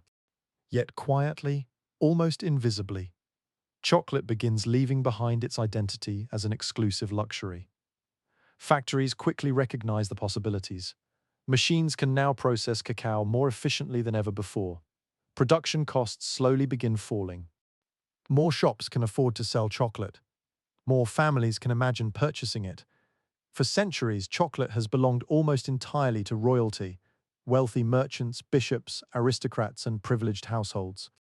Now, for the first time, the door begins opening to everyone else. The change spreads gradually rather than overnight. A middle-class family in Amsterdam may save enough to enjoy chocolate on special occasions. A teacher in London might purchase a small amount after receiving wages. A shopkeeper in Paris begins stocking cocoa powder beside tea and coffee, noticing that customers no longer regard it as an impossible extravagance. Little by little, chocolate descends from palace ceilings into ordinary homes. There is something quietly beautiful about that journey. The sacred drink of ancient priests, the treasured currency of emperors, the fashionable indulgence of European royalty begins appearing upon simple wooden kitchen tables where families gather after long days of work. Children who would never have entered a royal palace now discover the comforting aroma rising from steaming cups. The distance between king and commoner grows just a little smaller. Yet Van Houten's invention carries another consequence even more significant than cheaper drinks. The cocoa butter removed from the beans does not disappear. It waits, smooth, rich, wonderfully fragrant. For centuries, chocolate has existed almost entirely as a beverage. Now inventors possess something they have never truly controlled before: separate cocoa solids, separate cocoa butter. Two ingredients, waiting patiently to be reunited in an entirely new form. No one immediately realizes the extraordinary possibilities hidden inside that simple idea. But in Britain, a family of chocolate makers soon begins experimenting. Instead of asking how to improve a drink, they wonder whether chocolate can become something else altogether. Something firm enough to hold, something portable. Something that can be broken into pieces and enjoyed anywhere. It is a thought so ordinary to us today that it hardly seems revolutionary. Yet for nearly every person who had ever lived before them, chocolate was something poured into a cup, never into the palm of a waiting hand. The world is only a few careful experiments away from meeting the first true chocolate bar. And once that happens, chocolate will never belong only to gods and kings again. Inside a factory in the English city of Bristol, the air is unlike that of any bakery or brewery. Warm aromas drift through spacious workrooms where roasted cacao mingles with the comforting sweetness of sugar. Wooden floors creak beneath the steady footsteps of workers who have spent years learning how to judge chocolate, not by clocks or measuring instruments, but by sight, sound, texture, and smell. Every batch feels slightly different. The weather changes. The beans arrive from different harvests. Humidity rises and falls. Experience matters as much as machinery. Among those working to improve chocolate is a family whose name has already become familiar to many who enjoy the drink. James Samuel Fry and Sons. For generations, the family has experimented with cacao, searching for ways to refine production while satisfying an appetite that seems to grow larger every year. Van Houten's invention has quietly opened an unexpected door. Separated cocoa powder, separated cocoa butter. For the first time, chocolate makers can decide exactly how much of each ingredient should return to the final mixture. That freedom inspires curiosity. What happens if sugar is blended with cocoa powder, then enough melted cocoa butter is carefully added back? The question sounds almost ordinary. The answer proves extraordinary. Instead of producing another drink, the mixture becomes something entirely new, smooth, thick, moldable. As it cools, it slowly hardens without losing its rich aroma. Workers gather around the finished piece with understandable curiosity. Someone reaches out, breaks off a corner. The chocolate snaps gently rather than crumbling. It does not require a cup. It does not require a spoon. It simply rests within the hand. Humanity has just met its first modern chocolate bar. There are no fireworks, no newspaper headlines declaring that food has entered a new age. Yet one quiet afternoon inside an English factory changes more than 3,000 years of tradition. Since the earliest villages hidden beneath rainforest trees, cacao has almost always been prepared as a drink. Now, for the first time, people can carry chocolate wherever they go. The difference seems small. It is anything but. A traveler may tuck a piece into a pocket before beginning a long journey. A child can receive chocolate as a gift without needing a servant to prepare it. Shopkeepers display neat rows of bars behind polished windows, inviting customers to purchase something that once required hours of careful work before a single sip could be enjoyed. Chocolate begins changing from an event into a companion. Factories across Europe notice immediately. Competition encourages invention. Every chocolatier searches for ways to improve texture, flavor, appearance, and consistency. Some add more sugar, others adjust roasting times. Different bean varieties are blended together, each contributing subtle qualities that experienced craftsmen learn to recognize almost instinctively. The industry begins moving with remarkable speed, yet one problem stubbornly remains. The finest chocolate still carries an intensity that not everyone enjoys. Its flavor is rich, deep, almost serious. Adults appreciate those qualities. Many children do not. Chocolate is becoming more popular than ever before, but makers continue searching for a version that feels softer, gentler, and more welcoming. The answer arrives in Switzerland. There, another patient experiment stretches across many years rather than a single brilliant afternoon. Daniel Peter has an ambitious idea. He wants to combine milk with chocolate. Today, the thought seems obvious. At the time, it borders on impossible. Milk contains water. Chocolate dislikes water. Even small amounts cause the smooth mixture to seize into stubborn lumps that refuse to become silky again. Again and again he tries. Again and again disappointment follows. The problem is not enthusiasm. The problem is chemistry. Many inventors would eventually surrender. Peter refuses. His determination is helped by remarkable good fortune. Living nearby is another inventive mind, Henry Nestle. He has recently developed a method of producing condensed milk by removing much of its water. Originally intended to nourish infants unable to receive adequate nutrition, the product soon attracts attention for entirely different reasons. Peter studies it carefully. Perhaps, just perhaps, this is the missing piece. Instead of fresh milk, he blends chocolate with condensed milk. The troublesome water has largely disappeared. The mixture behaves differently. Better, far better. When it finally cools, the result surprises everyone involved. The flavor is softer, sweeter, creamier. The bitterness retreats into the background without disappearing entirely. Chocolate has become gentler without losing its identity.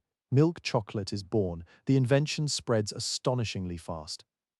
Families who once found dark chocolate overwhelming discover something they immediately adore. Children smile after the first bite rather than hesitating through unfamiliar bitterness.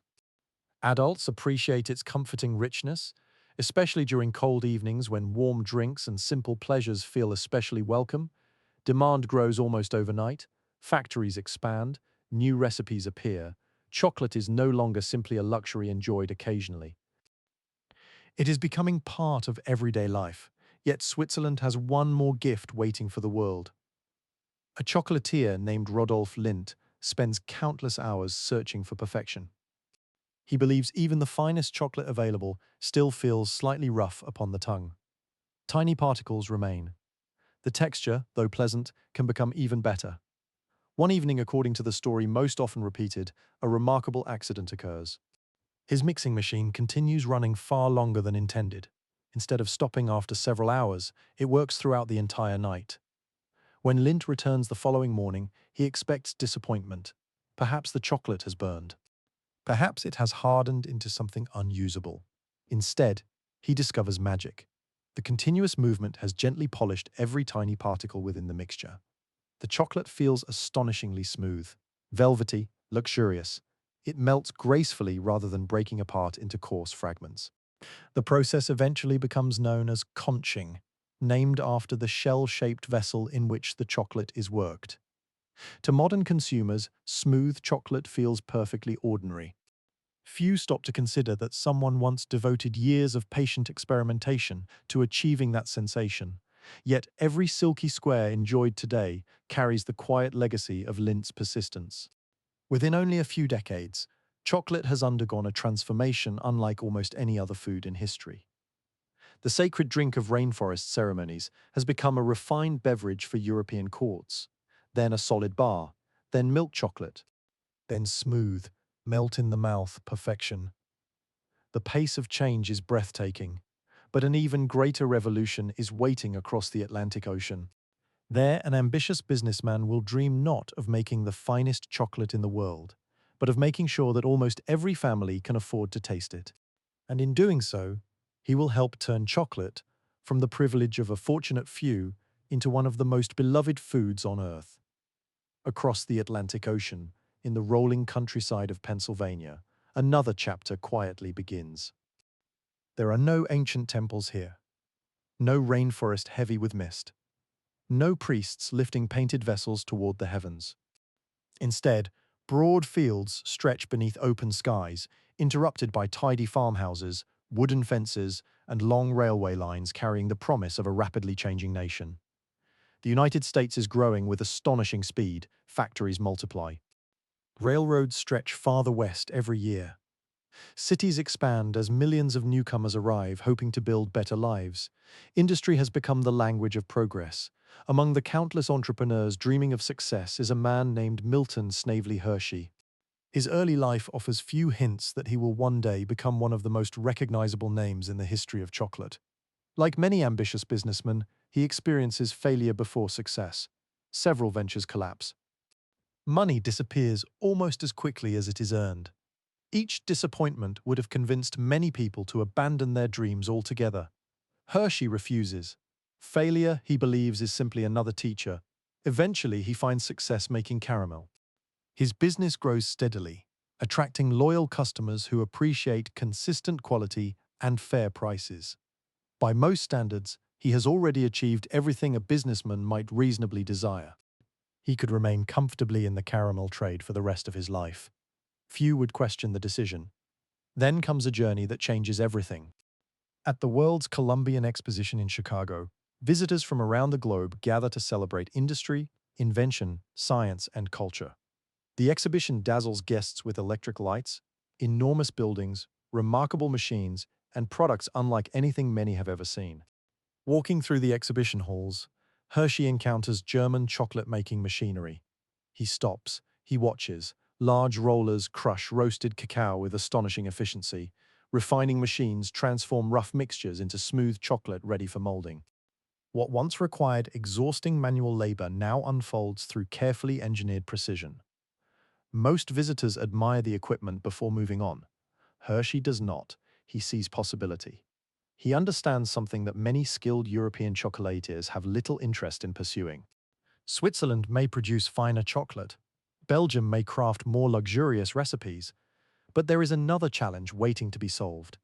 How can chocolate become affordable for nearly everyone? It is an entirely different question. Instead of chasing perfection alone, Hershey begins chasing accessibility. His decision shocks many observers.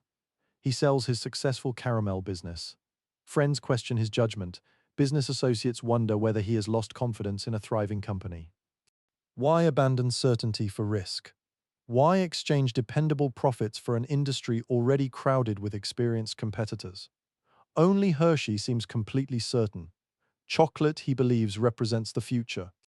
Returning to Pennsylvania, he begins building not merely a factory, but an entire community. The landscape slowly changes. Brick buildings rise where open fields once stretched uninterrupted toward the horizon. Railway tracks deliver cocoa beans, sugar, milk, machinery, and workers from distant places. Smoke rises steadily from factory chimneys, carrying the unmistakable aroma of roasting cacao across nearby farmland. People living miles away soon recognize the scent. Some smile whenever the wind changes direction. Others know that the fragrance means another day of steady employment.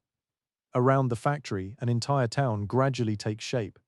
Comfortable homes, schools, parks, churches, shops, a trolley system, tree-lined streets.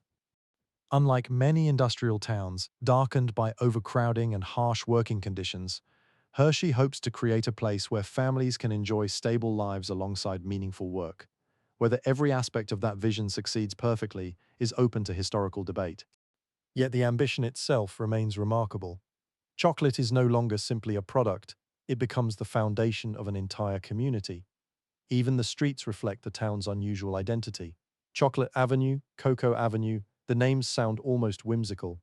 Visitors arriving for the first time sometimes smile before realizing they are entirely genuine. Inside the factory, however, romance quickly gives way to disciplined precision.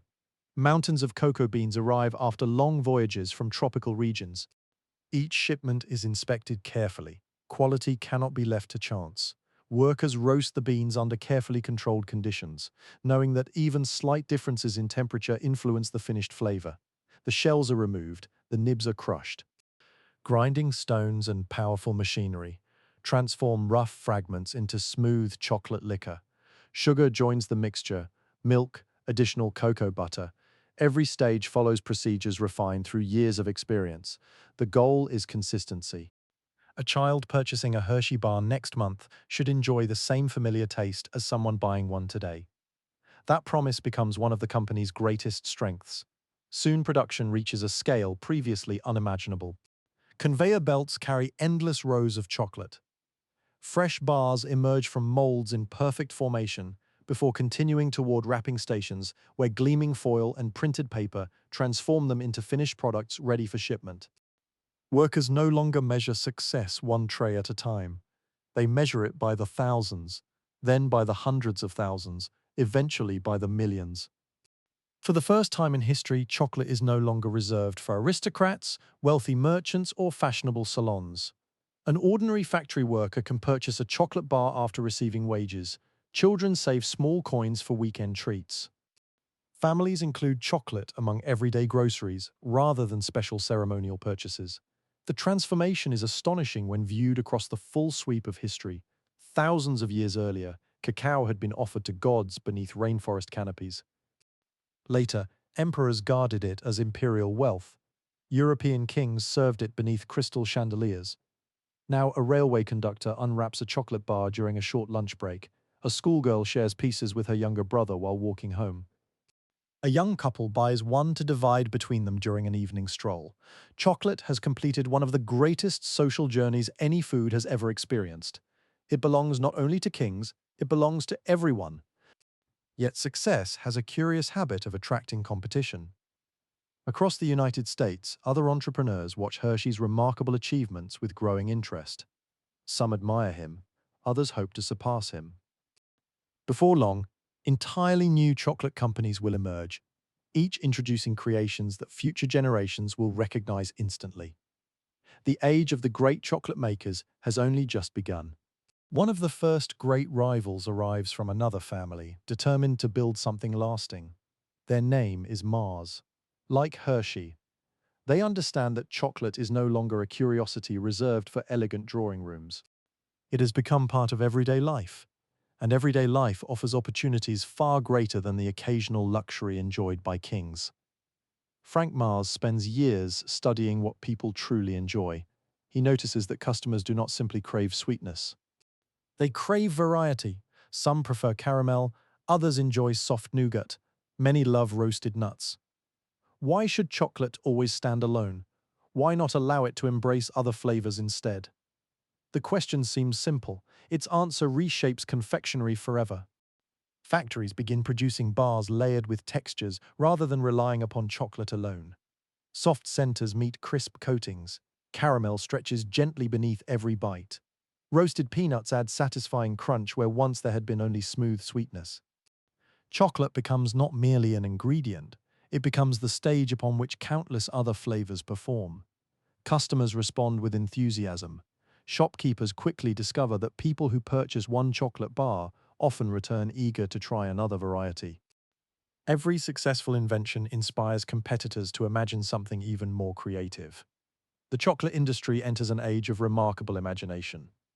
Yet another member of the Mars family soon contributes an idea inspired by circumstances far removed from peaceful factory floors. Forrest Mars travels through Europe during unsettled times, paying close attention to practical innovations that many others overlook. Among the things that capture his attention is a surprisingly simple solution to an everyday problem: chocolate melts. Anyone carrying it beneath the hot summer sun knows the frustration well. Warm fingers leave marks upon the surface. Wrappers become sticky. Pockets quickly become unpleasant. Soldiers face an even greater difficulty.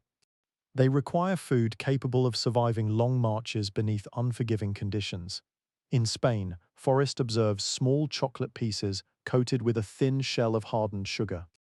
The coating protects the chocolate inside, allowing it to remain intact even when temperatures climb. The idea lingers in his thoughts. Years later, it grows into one of the world's most recognizable confections, small enough to carry easily, strong enough to resist melting, simple enough for children and adults alike to enjoy. Sometimes the greatest innovations do not emerge from laboratories, they emerge from careful observation. As chocolate companies compete with one another, advertising also begins changing. Earlier generations rarely needed elaborate campaigns. Chocolate had been too expensive for ordinary families to consider regularly. Now, manufacturers speak directly to everyone. Bright posters appear in shop windows. Colorful illustrations promise comfort, celebration, friendship, and happiness. Children become important audiences for the first time. Parents are encouraged to view chocolate as a wholesome treat. Holiday traditions quietly begin changing around it. A birthday feels incomplete without chocolate. Family celebrations often include it. Small rewards, after difficult days, increasingly take the form of neatly wrapped bars, waiting beside shop counters. Without realizing it, entire cultures begin weaving chocolate into their emotional lives. It accompanies joy, it softens disappointment, it appears during reunions. It comforts moments of loneliness. It quietly earns a place within memory itself. One bite can remind an elderly grandparent of childhood, another may recall a first holiday shared with loved ones. Unlike gold, which remains locked inside vaults, unlike jewels, which spend much of their existence hidden away, chocolate is consumed. Its value exists in experience rather than permanence. Perhaps that explains why people form such strong emotional attachments to it. As the 20th century approaches, chocolate production reaches astonishing levels. Steam-powered machinery gives way to increasingly advanced equipment capable of producing extraordinary quantities every single day. Entire railway cars filled with sugar arrive beside factories. Ships unload cacao harvested weeks earlier from tropical plantations half a world away. The supply chain grows ever longer. A child unwrapping chocolate in New York unknowingly depends upon farmers working beneath the humid skies of West Africa.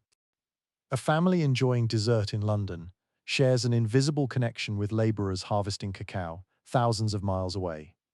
The world is becoming smaller through trade. Chocolate sits quietly at the center of that transformation. Yet history rarely allows prosperity to continue uninterrupted. Clouds begin gathering over Europe, political tensions deepen, nations strengthen armies. Factories that once focused entirely upon civilian life begin preparing for a future few truly desire. When war finally arrives, nearly every industry is forced to adapt. Chocolate proves no exception. Military planners quickly recognize something valuable about it. It contains considerable energy. It travels well. Soldiers appreciate familiar comforts during exhausting campaigns. But there is also a danger. If emergency rations taste too delicious, hungry troops may eat them long before genuine emergencies occur. Designers therefore receive an unusual assignment: create a chocolate ration capable of sustaining exhausted soldiers without making it so enjoyable that they consume it unnecessarily. The request sounds almost humorous. Imagine skilled chocolate makers deliberately attempting to reduce the pleasure their product provides. Yet that is precisely the challenge placed before them. The resulting emergency bars are dense, firm, and intentionally less appealing than ordinary chocolate. They remain edible under difficult conditions, surviving heat that would ruin many familiar treats. Countless soldiers tuck them into packs before marching toward uncertain futures. For many, those simple bars become quiet companions through some of the darkest moments of their lives. Chocolate, once reserved for sacred rituals and royal courts, now accompanies ordinary young men crossing battlefields far from home. Its journey through history continues to surprise. The greatest transformation, however, is still unfolding. For as armies move across continents, chocolate begins serving another purpose entirely. Not as currency, not as luxury, not even simply as food, but as a small reminder of kindness in a world that has begun forgetting what kindness looks like. When the Second World War spreads across continents, ordinary comforts suddenly become precious. A warm bed, a familiar voice, fresh bread, a letter from home. Even the smallest reminder of peaceful life carries enormous emotional weight. Military planners understand that food must do more than satisfy hunger. It must survive harsh conditions, provide dependable energy, and travel wherever soldiers are sent. Chocolate, with its concentrated calories and long shelf life, seems an obvious choice, yet there is a curious complication. If the ration tastes too wonderful, hungry soldiers may eat it during quiet moments rather than saving it for genuine emergencies. So manufacturers receive one of the strangest requests in the history of food. Produce a chocolate bar that is nourishing, durable, resistant to heat, and only just pleasant enough to eat.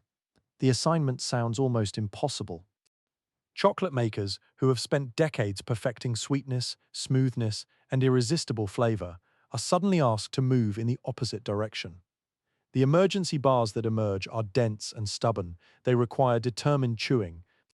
Their texture is firm enough to survive long marches beneath unforgiving sun. Few people would mistake them for confectionery sold in elegant shop windows. That is entirely intentional. Millions of these emergency rations accompany soldiers across deserts, mountains, forests, and islands, tucked inside backpacks and field packs. They wait quietly for moments when ordinary meals become impossible.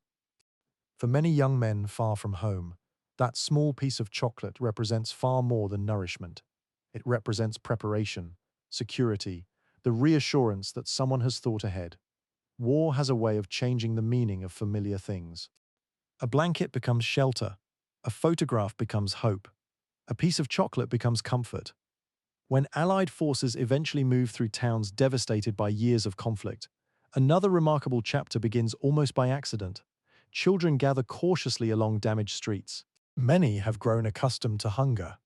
Their clothing hangs loosely after years of shortages.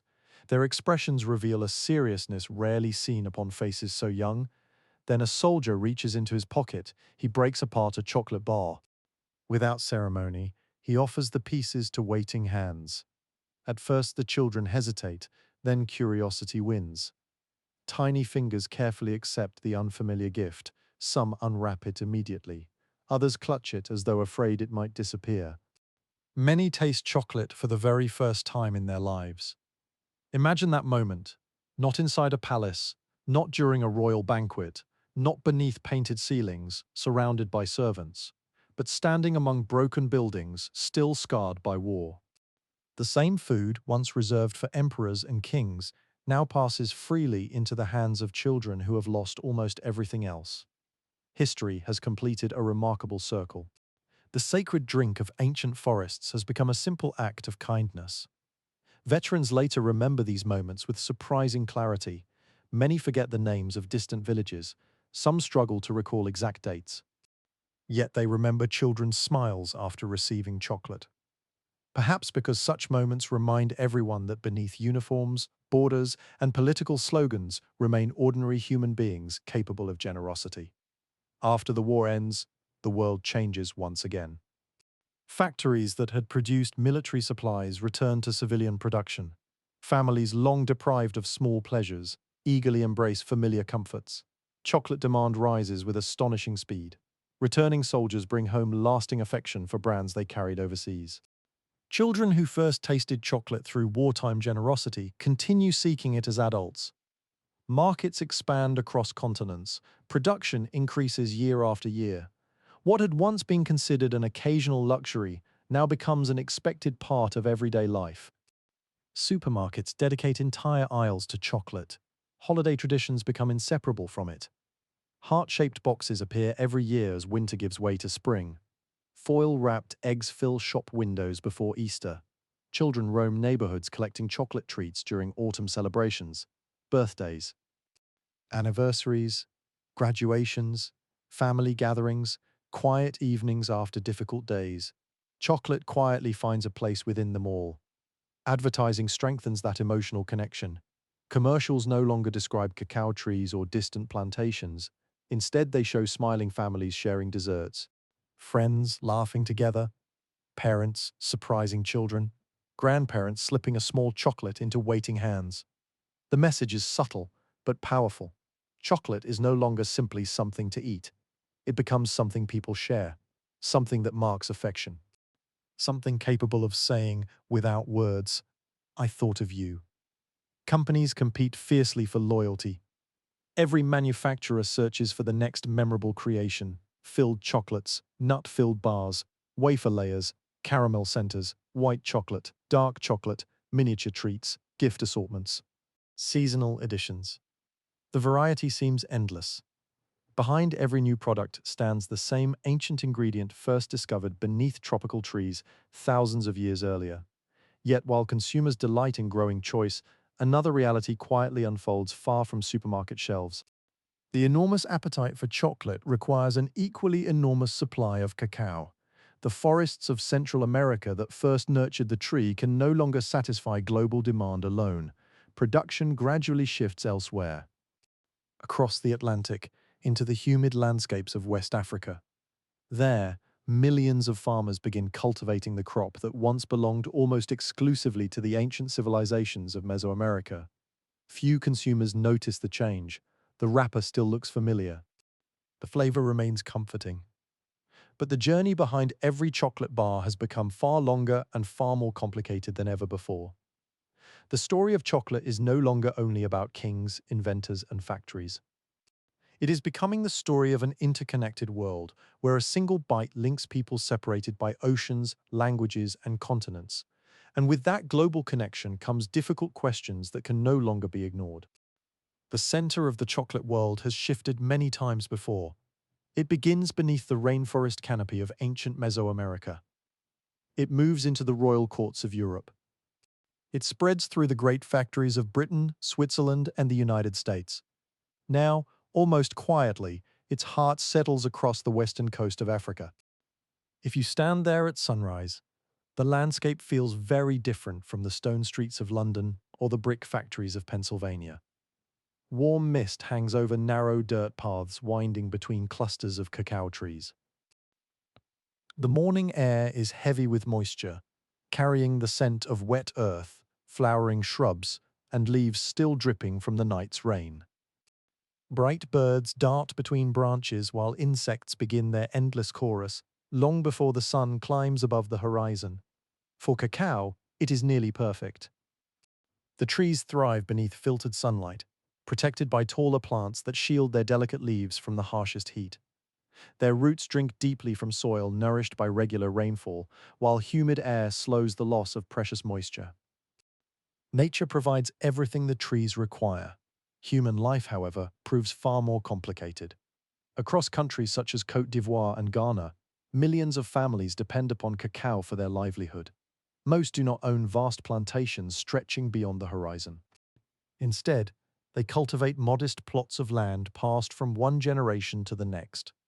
A father teaches his daughter how to recognize a ripe pod. A mother shows her son the careful angle needed to cut fruit from the trunk without damaging future growth. Grandparents remember seasons when rainfall arrived more reliably than it does today. Knowledge continues passing from one generation to another, just as it did thousands of years earlier among the first cacao growers of Mesoamerica. Some traditions never truly disappear. Harvest begins before the heat becomes overwhelming. Workers move carefully between the trees, carrying curved knives fixed to long wooden poles.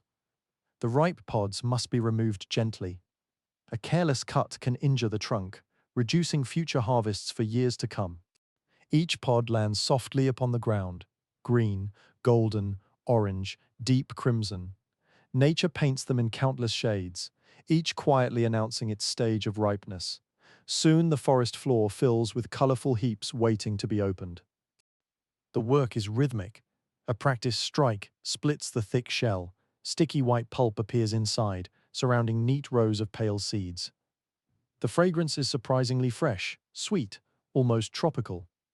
Entirely different from the rich aroma people associate with finished chocolate, that familiar scent has not yet been born. Workers scoop the seeds into large piles before covering them with broad banana leaves or placing them inside wooden boxes. Then comes the stage that ancient Olmec farmers discovered thousands of years ago: fermentation. Nothing dramatic seems to happen at first. The piles simply rest beneath the warm air. Yet inside, invisible transformations begin immediately. Natural yeasts and microorganisms awaken. Heat slowly builds, bitterness softens. Complex aromas begin quietly developing within every bean. Without fermentation, there is no chocolate as we know it. It remains one of the most remarkable partnerships between human knowledge and nature. After several days, the beans are spread beneath the open sky.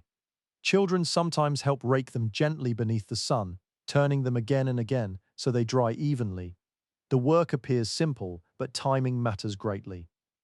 Too much moisture encourages mold. Too much heat can damage flavor. Every decision influences the chocolate someone will eventually unwrap thousands of miles away. That connection is easy to overlook. A customer browsing shelves inside a brightly lit supermarket rarely imagines the farmer who carefully turned those beans beneath an African sun weeks earlier. The distance between producer and consumer has become almost unimaginable, yet they remain connected. One cannot exist without the other. Despite chocolate's enormous popularity, life for many cacao farming families remains uncertain. The global appetite for chocolate continues growing year after year. One might expect those cultivating its essential ingredient to share generously in that prosperity. The reality is often more difficult. World cocoa prices rise, then fall. Harvests depend upon weather that grows increasingly unpredictable. Plant diseases spread through vulnerable orchards. A single poor season may erase months of careful work. Many farming families continue living with remarkably limited resources, despite producing one of the world's most beloved foods. There is a quiet irony here. A chocolate bar purchased almost without thought in a wealthy city may represent days of labor for the family who produced its most important ingredient. The contrast has encouraged growing conversation throughout the chocolate industry. Consumers begin asking new questions. Where did these beans come from? Who grew them? Were they paid fairly? Can chocolate remain a source of pleasure without ignoring the lives of those who make it possible? Such questions inspire a movement unlike anything the industry has experienced before. Small chocolate makers begin looking beyond anonymous commodity markets. Instead of purchasing enormous blended shipments from countless unknown farms, they travel directly to growers themselves. They walk through cacao orchards, meet farming families, taste beans before they are exported, discuss harvesting methods, negotiate prices face to face rather than through distant intermediaries. The approach becomes known as the bean-to-bar movement. Its philosophy is wonderfully simple. Chocolate should tell the story of where it comes from. Just as wine reflects its vineyard, chocolate reflects its forest. Beans grown in Madagascar develop remarkably different flavors from those harvested in Ecuador. Cacao from Vietnam reveals notes unlike those found in Peru. Soil, rainfall, sunlight, tree varieties, fermentation, drying, every stage leaves its signature upon the finished chocolate. Suddenly, chocolate is no longer spoken of as though it possesses only one flavor. Experts begin describing gentle hints of citrus, bright berries, honey, caramel, roasted nuts, coffee, dried fruit, even delicate floral aromas. It feels almost unbelievable that so many possibilities have always existed inside the same remarkable tree, first discovered beneath ancient rainforest canopies.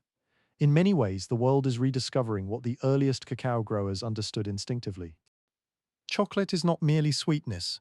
It is a landscape, a climate, a harvest, a story carried inside every single bean. And yet, even as chocolate enters what many enthusiasts call a golden age, another shadow slowly stretches across the horizon.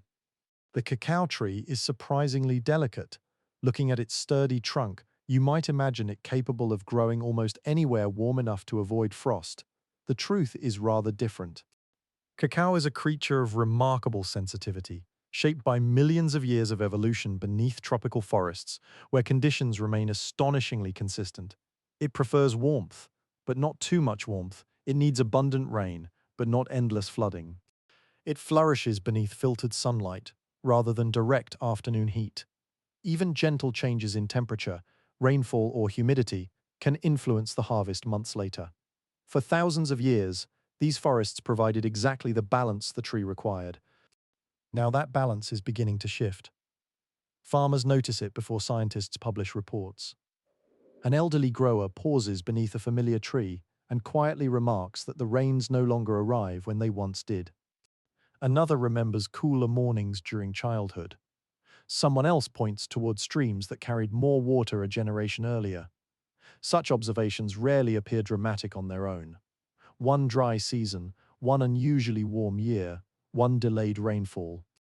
Nature has always varied from season to season, but over time those small differences begin forming a pattern that becomes increasingly difficult to ignore.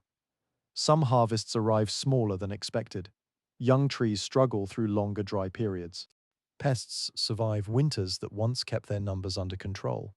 Plant diseases spread farther than before, moving silently from orchard to orchard until entire communities begin worrying about the future. One of the greatest threats is almost invisible at first. A fungal infection settles upon developing pods, slowly darkening their surfaces until healthy fruit becomes black and lifeless. Farmers who have cared patiently for their trees through many months watch entire harvests disappear before they ever reach maturity. Another danger travels differently. Certain insects feed upon infected trees before carrying disease to healthy ones nearby, repeating the cycle again and again until once productive orchards begin declining year after year. For families whose income depends almost entirely upon cacao, these are not abstract scientific concerns. They are deeply personal. A poor harvest may mean delaying repairs to the family home. Children may need to wait another year before continuing their education. Medical expenses become harder to meet. Every failed pod represents far more than lost chocolate. It represents lost opportunity. Researchers around the world respond with determination. Inside quiet laboratories, botanists examine thousands of cacao trees, searching for natural resistance to disease. Agronomists compare traditional farming methods with newer approaches designed to protect soil while conserving precious water. Geneticists carefully study wild cacao varieties hidden deep within tropical forests, hoping some may possess qualities capable of helping future generations. The work demands patience. A newly planted cacao tree requires several years before producing meaningful harvests. Every experiment unfolds slowly. Every lesson takes time. There are no instant solutions. Some researchers explore selective breeding, carefully combining different cacao varieties in hopes of producing trees that remain healthy despite changing climates. Others investigate entirely new growing regions. Could southern India produce more cacao? Might parts of Southeast Asia become increasingly important?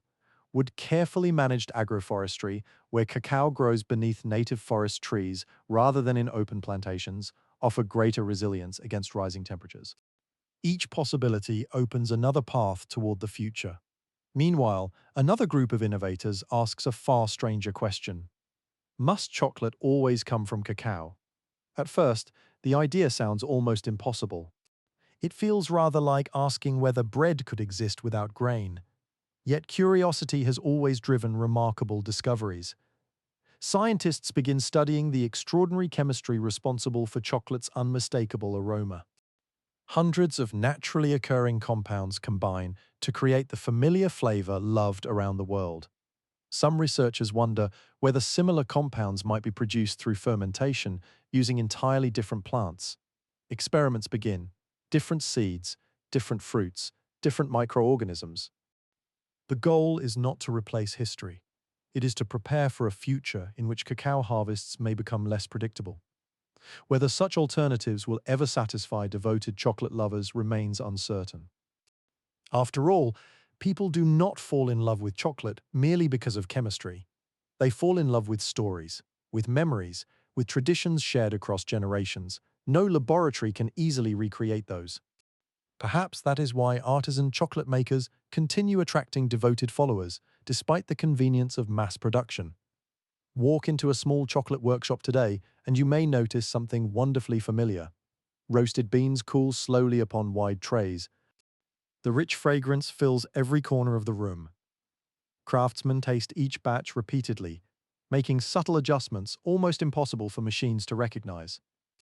In many ways, the scene feels surprisingly close to those ancient villages where careful hands first learned that patience could transform bitter seeds into something extraordinary. Thousands of years separate them. The spirit remains remarkably similar. Respect the ingredient. Respect the process. Allow time to perform its quiet work. There is comfort in realizing that not every tradition has been swept away by industry. Some survive because they continue rewarding those willing to slow down. As evening settles over a modern chocolate workshop, the final bars cool peacefully inside their molds. Their journey has been astonishing. They began as flowers blooming directly from the trunks of rainforest trees. They became colorful pods swaying gently beneath tropical leaves. They crossed oceans, passed through factories, inspired inventors, comforted soldiers, delighted children, supported farming families. And now they rest quietly upon wooden shelves, waiting for someone who may never fully realize the remarkable history held within a single piece of chocolate. Perhaps that is perfectly fitting. The greatest stories often hide inside the most ordinary objects.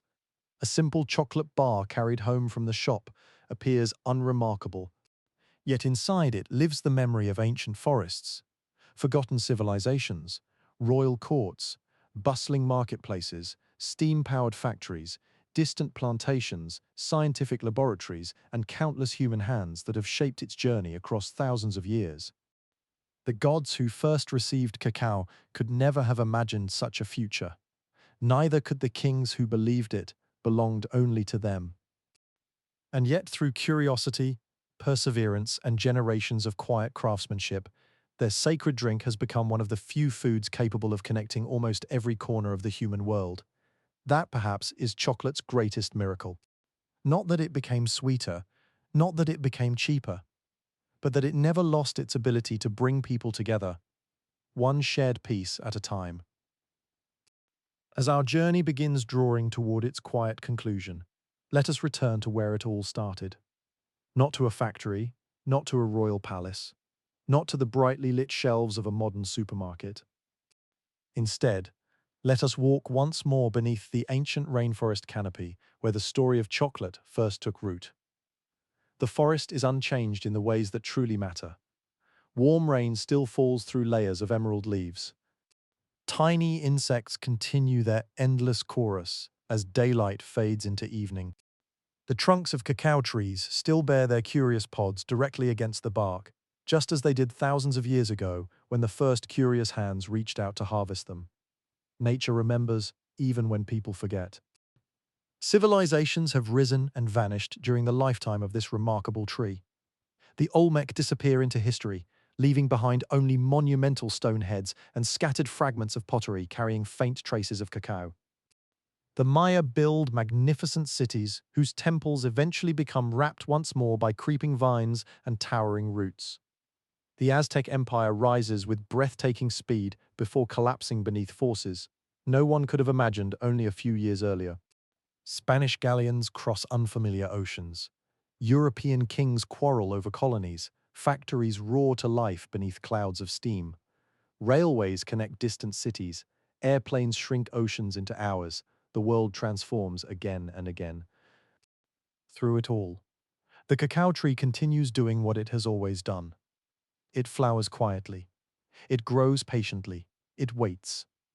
There is something deeply comforting about that quiet persistence. Human history often feels hurried. Generations race forward believing their age is unlike any before it. New inventions promise to change everything.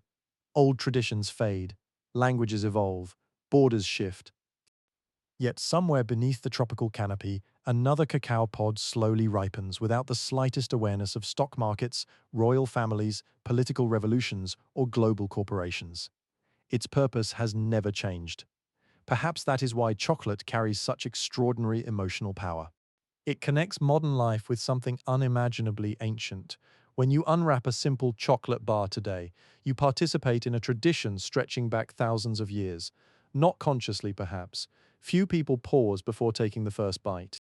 Fewer still imagine rainforest villages hidden beneath towering saber trees, yet the connection remains, invisible, unbroken. Within every piece of chocolate lives the accumulated knowledge of countless generations. Someone learned how to ferment the beans. Someone discovered the importance of careful drying. Someone realized roasting unlocked hidden aromas. Someone perfected grinding. Someone experimented with sugar.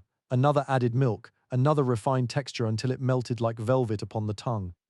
Each generation contributed something. None completed the story alone. That may be the greatest lesson chocolate has to offer. History is rarely shaped by one remarkable individual. It is built through thousands of quiet acts of patience, performed by ordinary people whose names rarely survive. The farmer walking among cacao trees before sunrise, the craftswoman turning beans beneath the afternoon sun, the merchant guiding loaded canoes along winding rivers, the monk adjusting a recipe by candlelight, the inventor refusing to abandon another failed experiment, the factory worker carefully wrapping each finished bar. Every one of them leaves fingerprints upon history. Most never know it. There is also a gentle irony hidden within chocolate's long journey. It began as something reserved for gods. Later it belonged to kings, then emperors, then aristocrats. Now it rests inside lunchboxes carried to school. It waits beside cups of tea during quiet afternoons. It appears on birthday tables, holiday gatherings, wedding celebrations, and simple evenings spent reading beneath a warm blanket. The treasure once protected by rulers has become one of humanity's most widely shared pleasures. Very few foods have traveled such an extraordinary path. Of course, the story remains unfinished. Climate continues changing. Farmers continue adapting. Scientists continue searching for stronger cacao varieties. chocolate makers continue discovering forgotten flavors hidden inside beans from distant forests. Children tasting chocolate for the first time continue smiling in exactly the same way children have smiled for generations. History never truly ends. It simply invites another chapter. Perhaps, somewhere this very evening, a young farmer is planting a cacao seedling whose pods will not be harvested for several years. Perhaps a researcher is quietly examining leaves beneath laboratory lights, hoping to protect future harvests. Perhaps an artisan chocolatier is tasting a new batch, searching patiently for one more subtle note of fruit or honey hidden beneath the familiar richness of cacao. The story continues because people continue caring. And that may be the most reassuring thought of all. Long after the kings who claimed chocolate as their privilege have become names in dusty books, long after the conquerors who carried cacao across oceans have faded into memory, long after today's factories fall silent and tomorrow's technologies replace them, the forest will still awaken each morning. Mist will still drift between ancient trees. Fresh cacao flowers will still bloom quietly from rough bark.